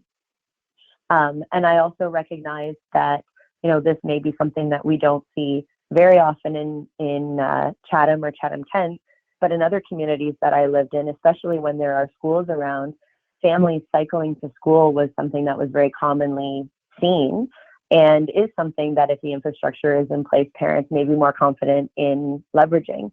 So I'm very much supportive of this, and I want to echo the thanks to the engineering group for all of the information that they've provided. Councillor Finn. Thank you, Your Worship. Chris, my concerns are, were any of the emergency services contacted with regards to their thoughts on road dieting? Because I've been investigating some accidents on Charing Cross Road over the years where you take up 2 lanes on any given one way. You now reduce those.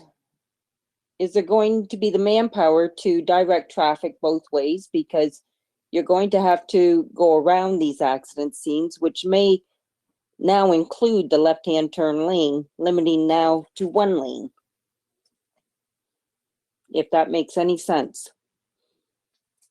Thank you, Mayor Camp. So I'll speak to the, I guess, to the availability for emergency vehicle response times. Is that previous studies, and again in consultation with other municipalities, it's found that providing the center left turn lane as a clearway for emergency vehicles to use is actually a lot more effective rather than there be 4 lanes of traffic.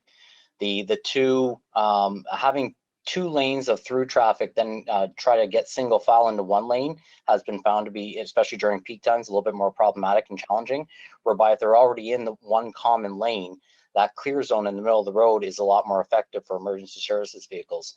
Now, should there be an accident within the road diet, then of course they will be able to standard procedures as if it was a typical 3-lane road with on-site personnel and flag people to divert traffic around and or provide that yielding service during the emergency. Or if it is something obviously very severe, then they would have to implement some form of a detour. That's why I'm asking, did anybody consult with the emergency services when they did up the report, just for their opinion on it? No, we did not consult with emergency services, but of course they were invited to attend the public consultation, same as all the rest of the general public and council, and they were brought this topic was brought to their attention as well through internal correspondence. Okay, and secondly, it seems like the most important thing are the bike lanes. Were the multi-use trails not considered going down Charing Cross Road when they put in the brand new sidewalks? It seems we're trying to integrate them throughout the rest of the city. Were they ever considered in that area? Down which section of like the It would be from Indian Creek down towards the 401. It would be on the west side. So of course, a multi-use trail would be a significant capital investment. Again, we're making this recommendation in a timely manner because the road is currently freshly resurfaced and ready for a fresh coat of line painting. And again, this is a very inexpensive, low-risk project to do now, it being the ideal time to implement this at a very cost-effective means to satisfy that same goal. No, I'm just saying when they put the sidewalks in, I know that's the reason why they put the sidewalks in, was because there were a lot of people wanting to walk down that way or ride their bikes. And that's mostly where I see the bikes are on that sidewalk. So I'm just wondering, was it considered instead of putting that sidewalk in? So no, our sidewalk policy strongly encourages sidewalks on both sides of arterial roads.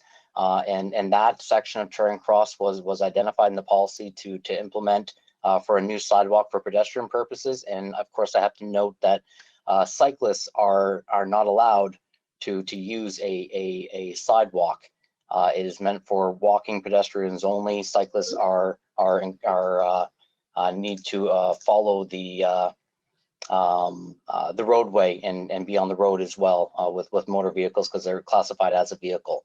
Also, the road width and the actual corridor width of Charing Cross did not provide enough space and adequate space to implement a 3-meter wide multi-use trail instead of a sidewalk for this location. So we were limited to just putting in the current AODA compliant 1.5 meter wide sidewalk. Okay, thank you. Okay, I just want to add a couple of things. There's this is a route I take numerous times a day. So hundreds of times a year, I've witnessed numerous accidents at the corner of Indian Creek and Queen Street.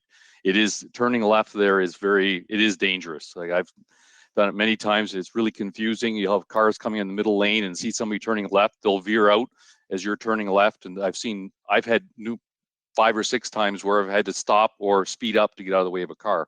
But anyway, it is definitely needed. And I love the idea that we're saving $750,000 to do it, to put left-hand turn lanes to make it safer. So with that, seeing no other questions, we'll put it to vote. We're going to vote on number 1 to start, and then we'll vote number 2 separately.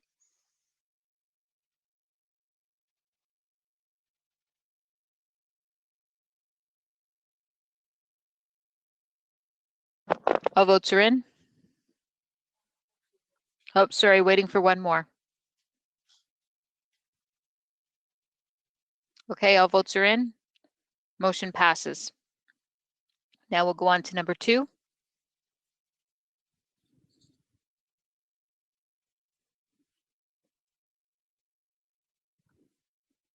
All votes are in. Oh, sorry, just started.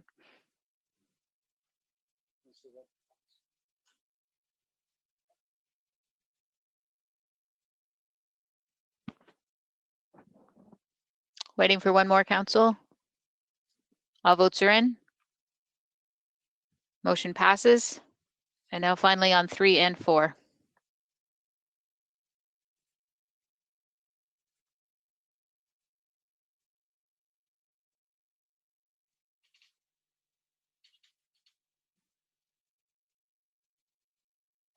All votes are in. Motion passes.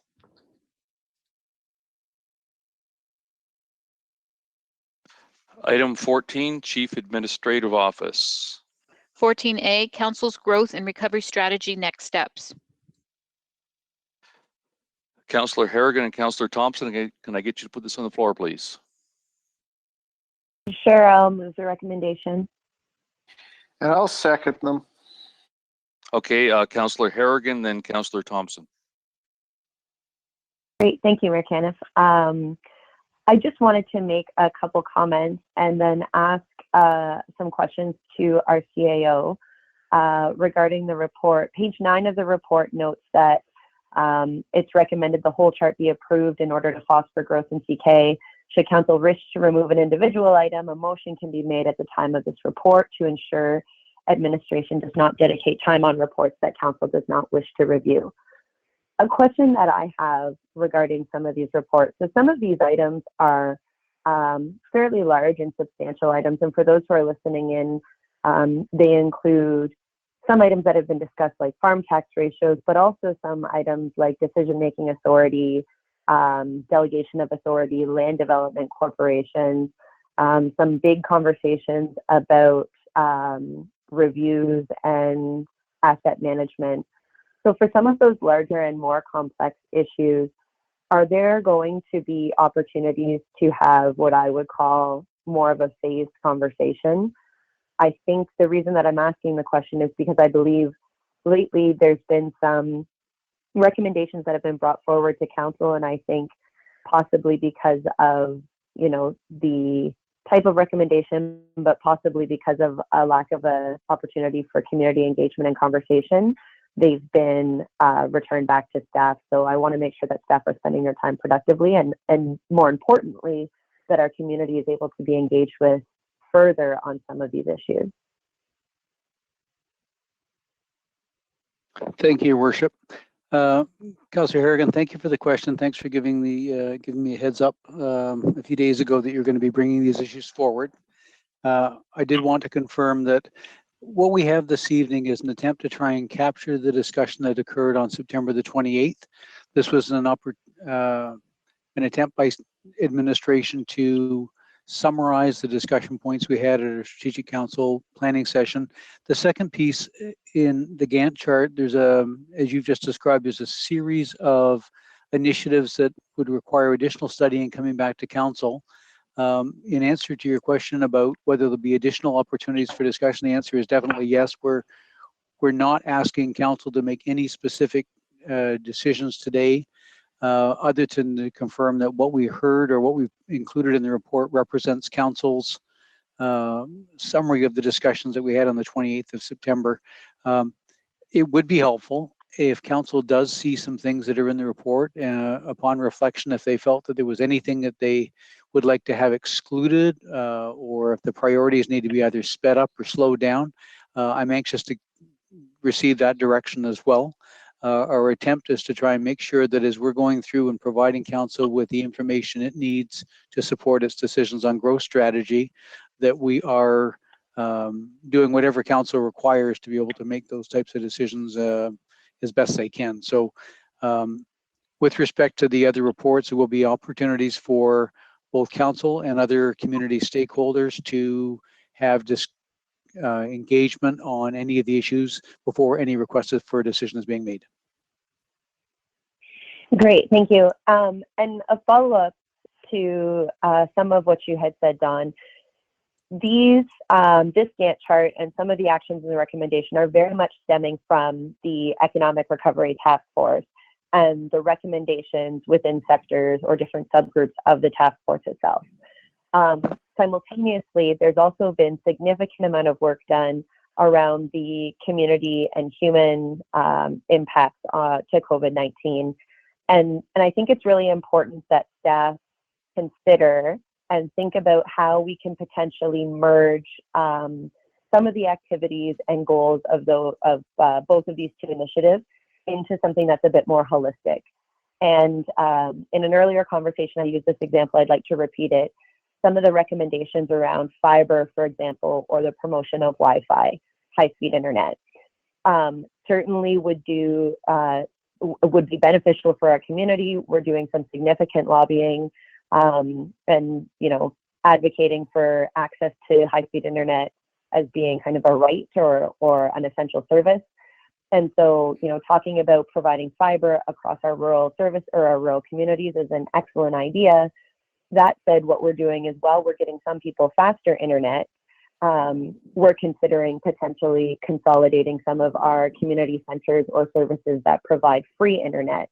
And so I just think it's really important that we're cognizant as a council of not just growing and increasing our economic productivity as a community, but also making sure that our social safety net and access that people have to some of the more basic services that are considered simultaneously. And I think we could go through this list and really identify how some of those growth and economic goals or considerations also have a very human or social component to them that April's team has been working on based on the report we received in September. So, I think through some of our council committees, through CDAC and through the CK 2035 committee, we were able to start to have those conversations, but I would also like to see some of that more nuanced conversation happen and be showcased in the reports to council on some of these issues. Thank you. I heard what you're saying, and I actually agree with you. If there's any specific direction or recommendations, I'd encourage council to give that through a notice of motion. But what you just described, I believe, is consistent with the approach that administration will take. But I'm glad you put a spotlight on that so that we can actually make sure that it's going to take place. In the absence of any other direction, I think the issues, just using fiber is one good example, that touches on a number of council's term priorities to try and expand our growth and our economy. It also talks about trying to deal with some of the inequities across the municipality. So to me, the greatest priorities are going to come to the forefront when they touch on and further, more than one of council's term priorities. So if there's any other specific direction, I'd welcome that. But I just want to assure you that what you've described, I think, is consistent with the conversations that members of EMT have had. And yeah, I'll stop there. Thank you. Great, thank you. The only other comment I had was on page 7 of the report, specifically when we were talking about infrastructure. There was an earlier request, I believe it might have been somewhere in the report, around making sure that there was an informal conversation of council that's captured. There was, I believe, more than one councillor who mentioned the importance of agriculture and maintaining agricultural infrastructure because of the fact that CK grows for the world. And I didn't see that up here, front and center in the comments. And I really want to reassure our agricultural and our rural stakeholders that that's something that council is having conversations about when we're considering some of these things. So those are all of my comments or questions. Thank you. Thank you. Councillor Thompson, followed by Councillor C. McGregor. Thank you very much. I just got to switch my screen here to go back and pull it up in specifically. I had a lot of the same concerns that Councillor Harrigan had, but a couple that really, to be honest, stuck out and kind of stuck in my craw a little bit was scrolling through it was task number 24 and task number 27. 24 is the access to waterways, and then in brackets it says sail. Now, I'm concerned because I remember Councillor Sikachi bringing forward something, and we've been working on the access to waterways issue, to be honest, for upwards of 18 months now, pretty much as soon as this council was elected. So it's a little frustrating to see it, first off, in this. I don't think it is part of the growth and recovery. And we've been made to look fairly foolish because we've been telling the individuals in Erie Shore Drive, well, not Erie Shore, Erie Beach, Rondo Bay, that this report is coming back. So I'd like to know why it's, first off, in here, to be honest, and why we've been waiting so long for it.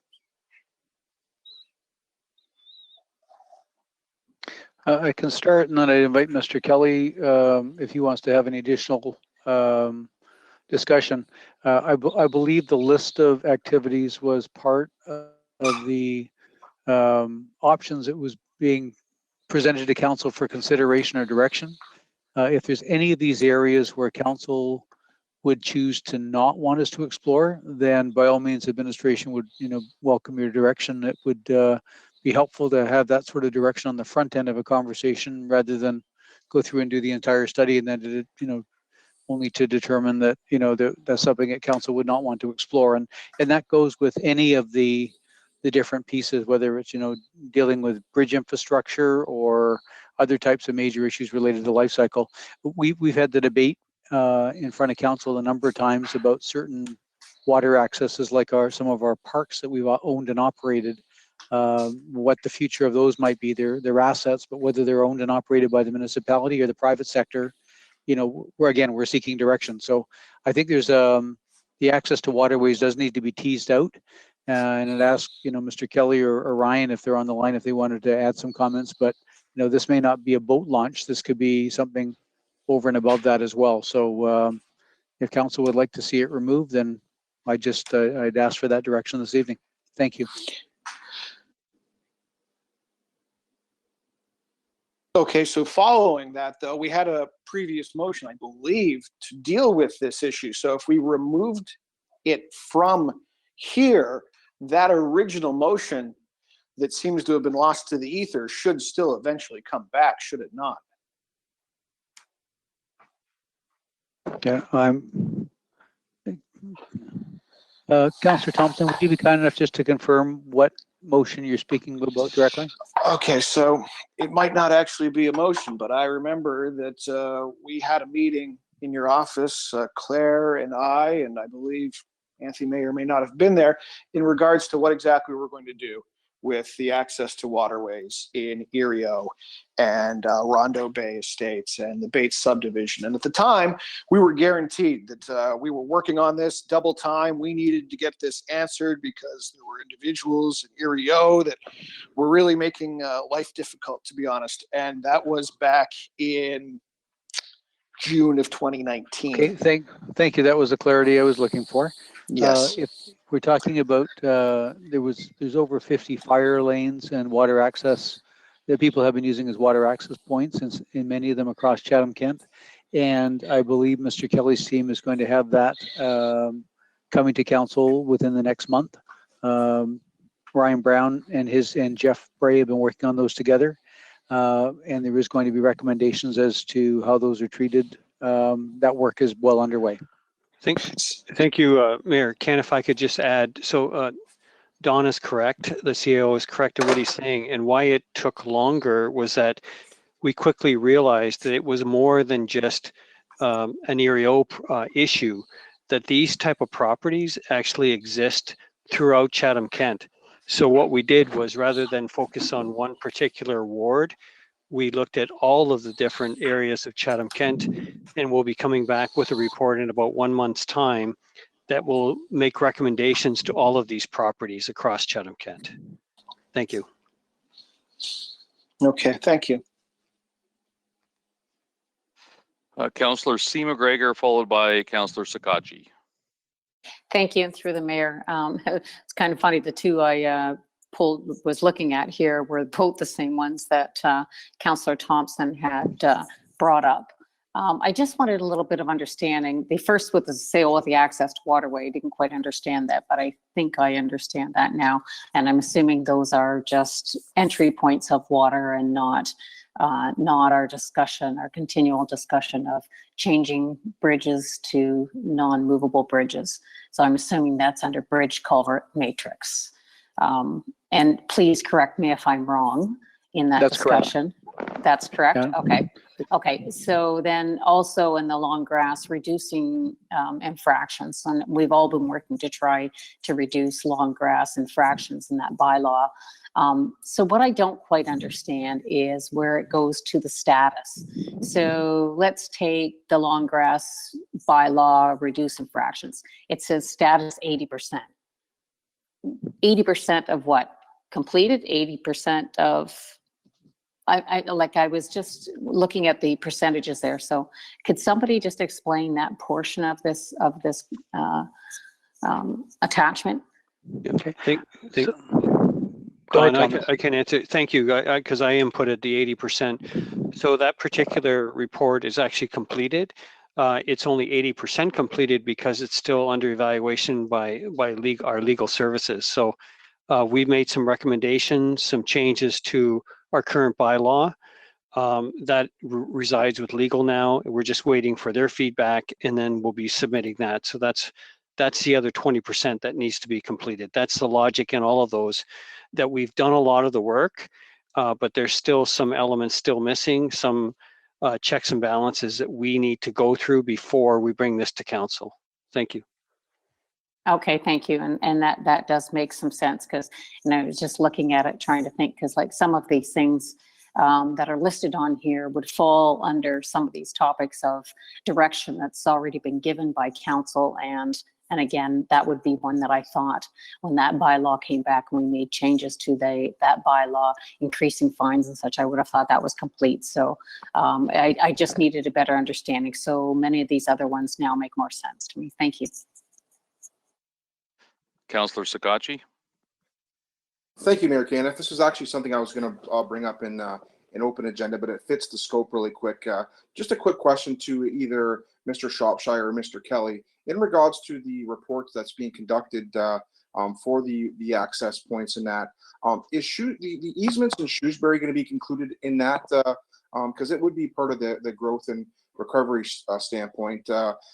Just a quick follow-up to council that's not aware, there's a lot of easements that go behind the properties in Shrewsbury, and we won't maintain them even though a tree falls down in there, or if they're riddled with poison ivy or anything. We just tell people that we can't service them to that aspect, but yet the residents that do so I just want to clarify to see if that's going to be included in that as well, since it is a waterfront community. My understanding is that is not within the scope of the water access points. What we're looking at is there's somewhere between 50 and 60 what used to be described as fire lanes across the municipality, and where there was not a hydrant system, those access points were used to permit our volunteer fire service to bring their pumpers in and draw water from an adjacent, lake or body of water, and to fill their tankers so that they could then go and fight a fire. And there has been a number of discussions at various times over the past year and a half or so about whether those access points should be used exclusively for that, whether they should be adjusted or changed to permit safe access to the water. Because while people may have been using them for such, there is no warranting by the municipality that those are maintained for that purpose. There was a situation in AREO that I think Councillor Thompson referred to a moment ago, where we've actually put up signs to say this is not meant for safe access. We have a public beach, it's gorgeous, and please use that over there rather than, or if you're going to use this, it's really at your own risk. So we're really trying to determine the future for those fire lanes or water access points, and to have council be given an opportunity to consider how they should be disposed of or maintained or improved, depending on council's direction. We're just seeking council's direction on that to administration. Fair enough. Thank you, Mr. Shropshire. I'll be working with Thomas on the other aspect to see if another motion is required then. Thank you very much. Thank you. Seeing no other questions, we'll put it to vote.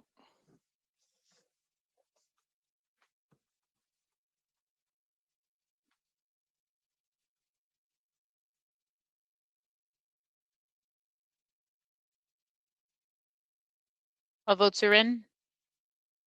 Motion passes.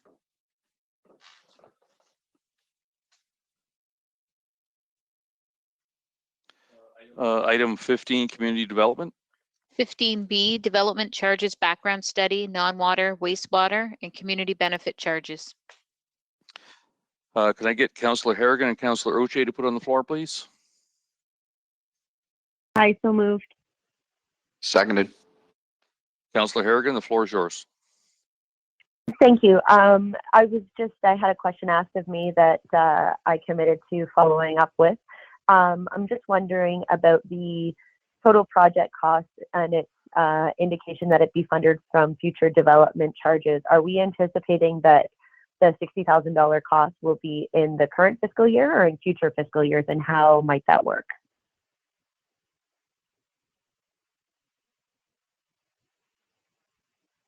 Hi, it's Gord Quinton, Chief Financial Officer. Perhaps I can answer that one.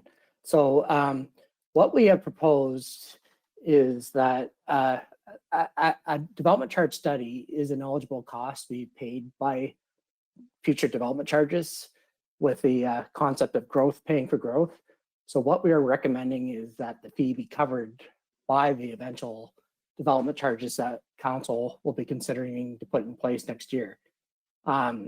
The invoice is likely, the work will begin shortly, but it won't be finished till well into 2021 in the spring.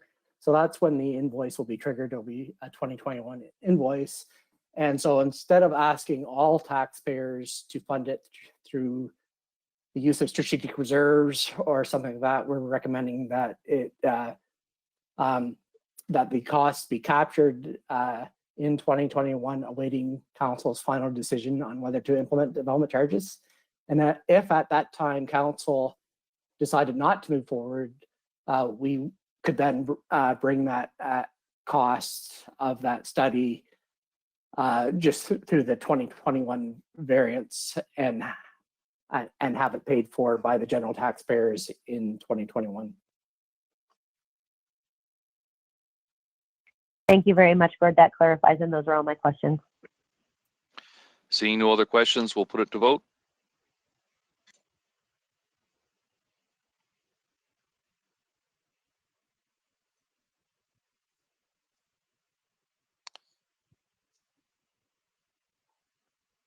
All votes are in. Motion passes.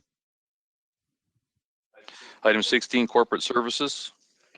16A, naming rights sponsorship strategy, CK Community Championship Program. Councillor Finn and Councillor Latimer, can I get you to put that on the floor, please? Happy to make that motion. Happy to second. Okay, we got Councillor Finn, followed by Councillor Latimer, followed by Councillor Harrigan. Just a comment. Thank you, Kathy, for the quickness on preparing that report. Just wondering that when it does come back, could I ask that the Bob Whedon naming of a ball diamond be brought back after the valuation report is complete? If I could get that included. Yes, thank you, Your Worship.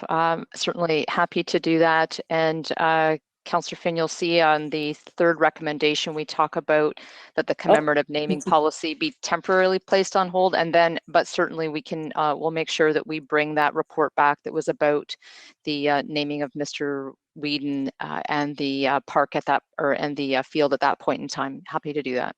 Thank you. Councillor Latimer, followed by Councillor Harrigan. Yes, thank you to the mayor. Kathy, could you explain the naming rights company, why we will be directly appointing them versus using our usual tendering process? I just wanted that for public notice. Certainly. Thank you, Your Worship.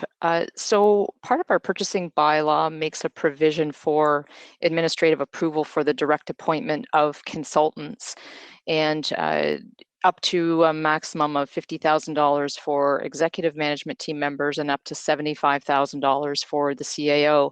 So typically, Council, you wouldn't even be seeing reports like this come, given it's under the threshold and within the purchasing bylaw for staff to be able to appoint consultants. But in this particular situation, we wanted to bring it forward for two reasons. One is that we're taking this particular cost one time from the strategic reserve, and it wasn't something that you had previously approved. And secondly, and importantly, is that this is a new community interest and concept. And we thought it was just really important that you had an opportunity to talk about this in the community and for people to understand what it was that we were undertaking. And so that's why it's here.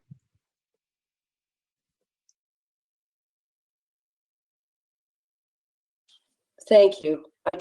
I had a comment from a community member asking, well, I'm sure there's other companies that do this. Why would we pick this one? So, Your Worship, thank you. So back in actually October of 2019, the naming rights company, Dan Cimarroni and his partners, approached then the municipality of Chatham-Kent and had an opportunity to speak with both Mr. Shropshire and Mayor Caniff about opportunities that they saw for potential revenue generation in Chatham-Kent.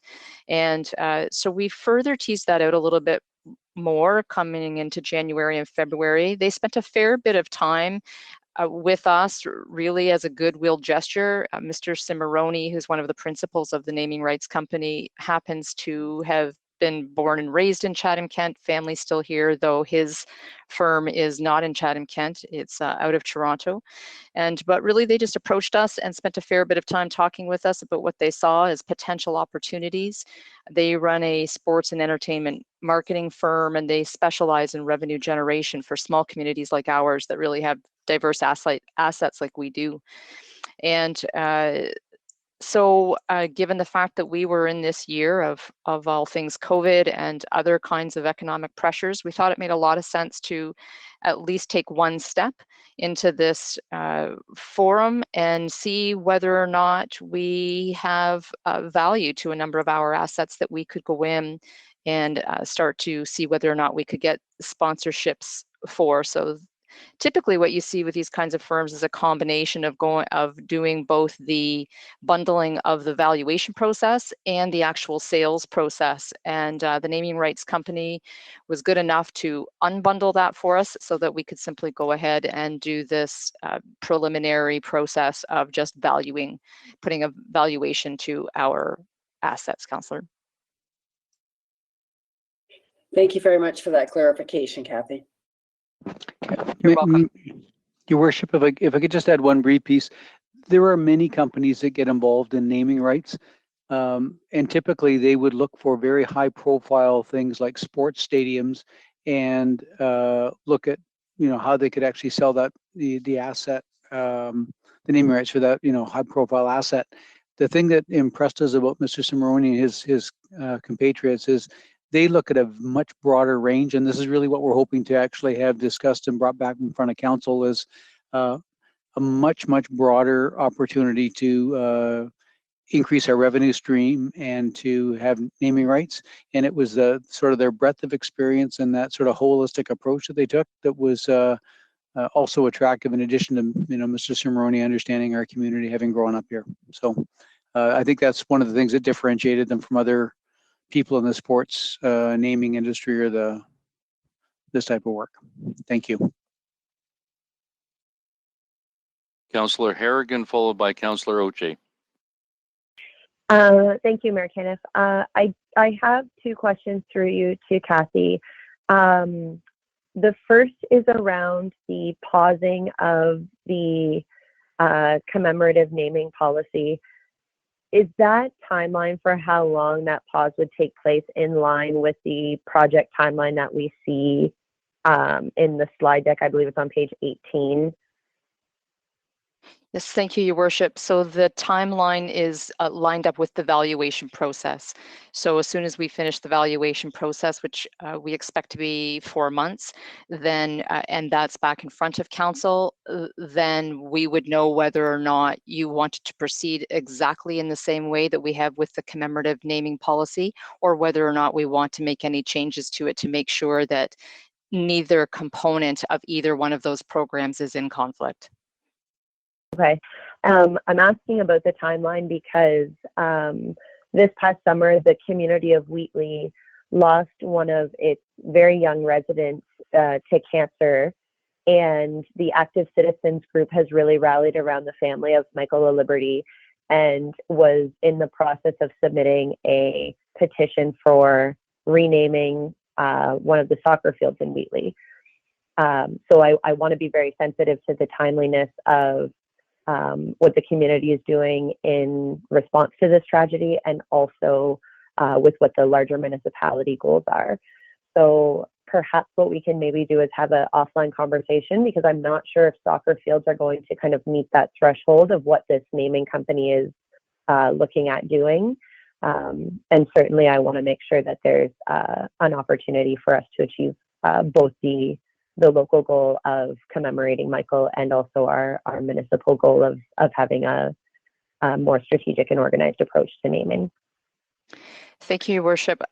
By way of maybe one recommendation, so certainly, of course, it's council's decision at any point in time whether or not they wish to go through with the commemorative naming portion of the policy while we're in this valuation period as well. So if the 4 months didn't fit for you, you could have an opportunity to take a look at naming something anyway, in which case what you might want to do as a council tonight is, vote down number 3 so that that it's not on hold, and you just will continue to receive each one of them as they come. But my best recommendation to you is that we would wait for that 4-month period to make sure that everything is aligned, but certainly here to serve you in whichever way you'd like to deal with that. And then a question through to the clerk is, alternatively, we could ask council for a 2/3 motion to have exceptions if we were to kind of put a pause on something. I certainly appreciate that we don't want to start any new petitions or while this is happening, but it seems like this might be just a timing glitch. So would a 2/3 motion, if something was brought forward, be an acceptable way for us to work around this recommendation? Thank you, Mr. Mayor. Yes, it would.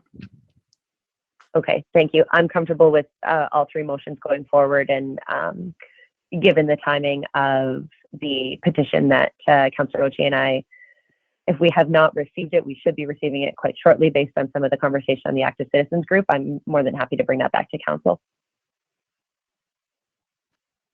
Councillor Oche. Thank you, Your Worship. And thank you, Melissa, for bringing that up. That was one of the things I was going to bring up now. But the second thing is, have we ever been Has anyone ever offered to or asked to sponsor any of our playing fields or arenas? Thank you, Your Worship. I believe I had included in my report, and I'll just see if I can find it quickly for you in here. We have Greenfield Global Trail was named through a sponsorship partnership back in 2018, and it was $50,000 per year for 5 years. And then there was also the contribution of the Round the River Trail.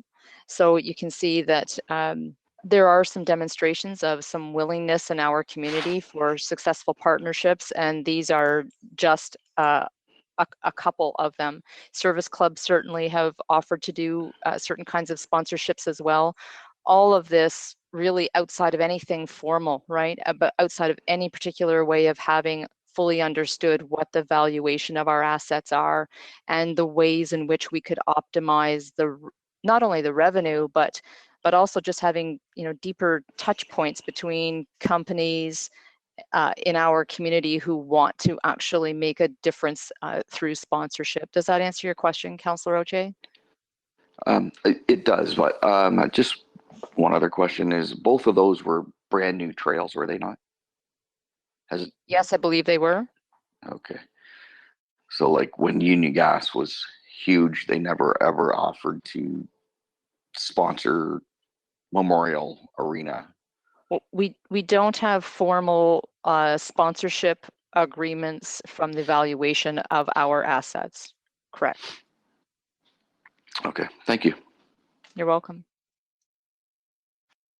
Seeing no other questions, we'll put this to vote.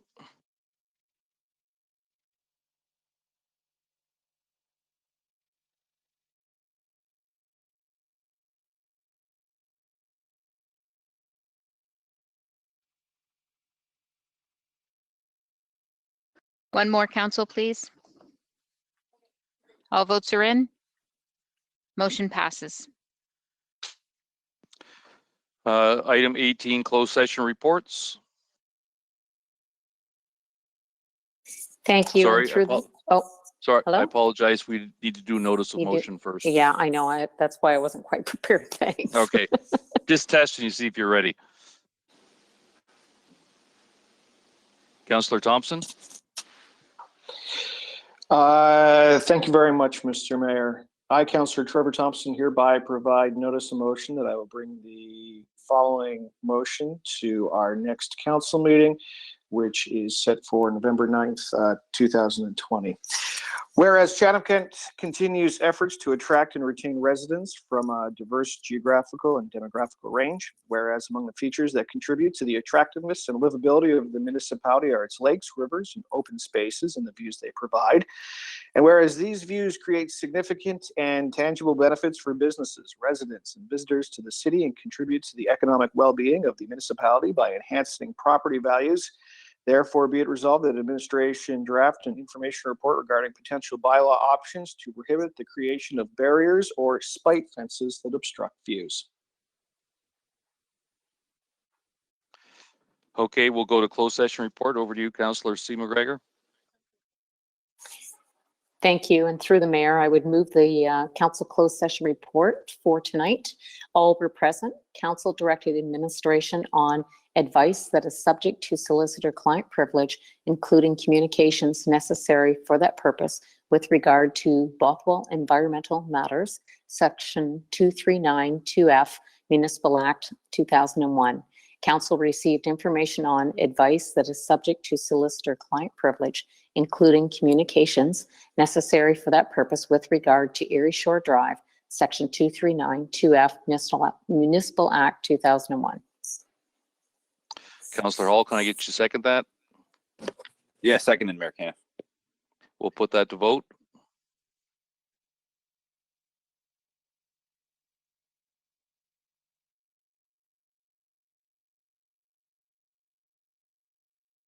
All votes are in. Motion passes. Councillor Sakachi, did I miss you on a notice of motion? Thank you, Your Worship. I just want a clarification through the clerk that I did provide notice of motion for something to come up on this agenda that was not was left off. I just wanted to ensure that I didn't have to provide another notice on that. It would be in fact for sure on the next meeting. Thank you, Mr. Mayor. No, it was the clerk's error for not including it on this agenda. We will happily include it on November 9th. Thank you so much. Okay, item 19, approval of communication items. Currently, Councillor Kirkwood White would like to pull 1C, 2B, 2G, and 2H. So can I get Councillor Foss and Councillor Wright to put a motion for the remaining ones to approve them? So move. I'll second that. Thank you. Anyone opposed? Carried. Okay, so Councillor Kirkwood White, if you want to address your questions regarding the four, we do have 10 minutes left. If it's going to take a long time, we'll need to extend the council meeting. I will be quick. Just wanted to make reference to the fact that there are at least 5 references in the information package with regard to loopholes in the cannabis legislation and regulations. And I am going to raise a couple of issues this week at the Board of Health meeting and at the Community Safety and Wellness Committee meetings to discuss these issues. And if there is anything forthcoming, I will let folks know. Thank you. Does that cover off, which one does that cover? Just the 1C? Sorry, Councillor Kirkwood White. All of them. All of them? Okay, perfect. Yep. Councillor Latimer, you had a question? Actually, through the mayor, I was just wondering if, like Councillor Kirkwood White, I also noticed that there are quite a few items with regard to loopholes in the federal cannabis legislation, and I wanted Bruce or someone from planning if they would comment on our municipal advocacy plans to address these loopholes that allows for minor misuse, gross illegal activities to develop in our communities.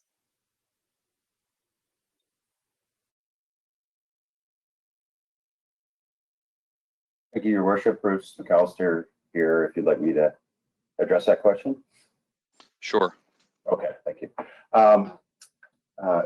The short answer is, the items raised in those various letters or resolutions are certainly valid.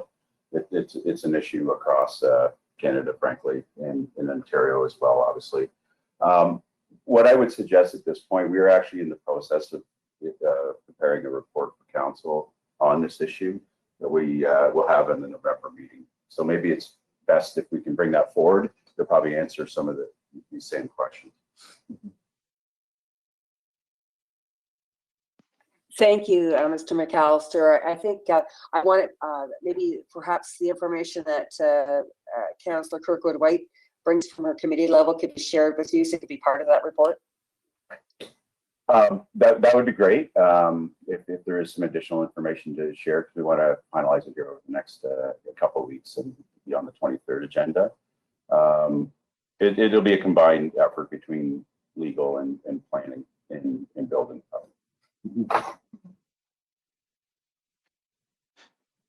Okay, Councillor Kirkwood White.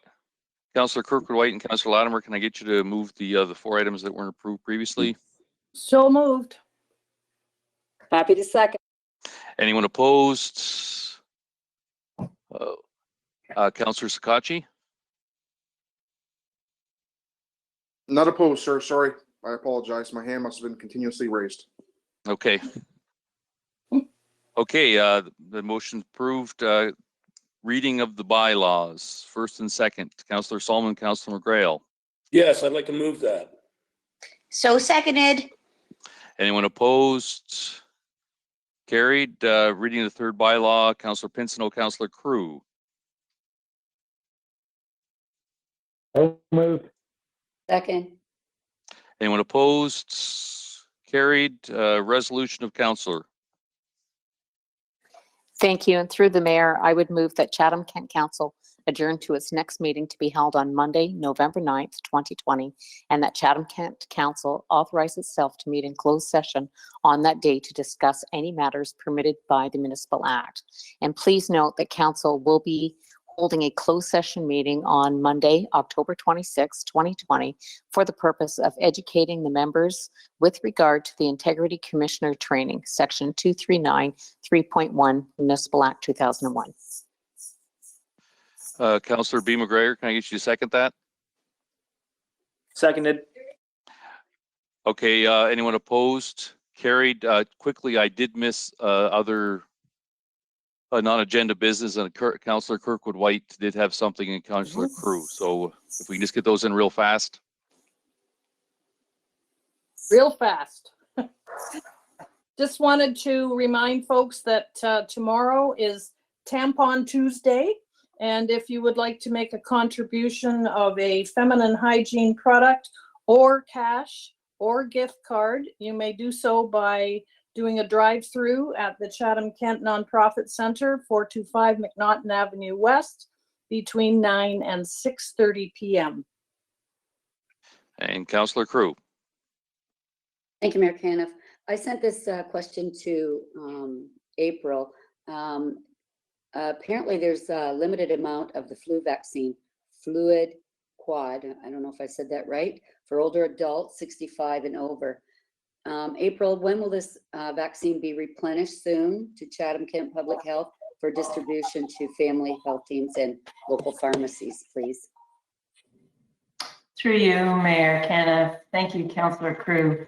We receive auto shipments of our vaccine based on previous year's use, and we get it in the door and out the door as quickly as we possibly can. We are anticipating a shipment this week, and it will be divided up and sent to our healthcare providers as quickly as we possibly can. Thank you, April. Okay, with that, we'll end our council meeting and have a great night, what's left of it.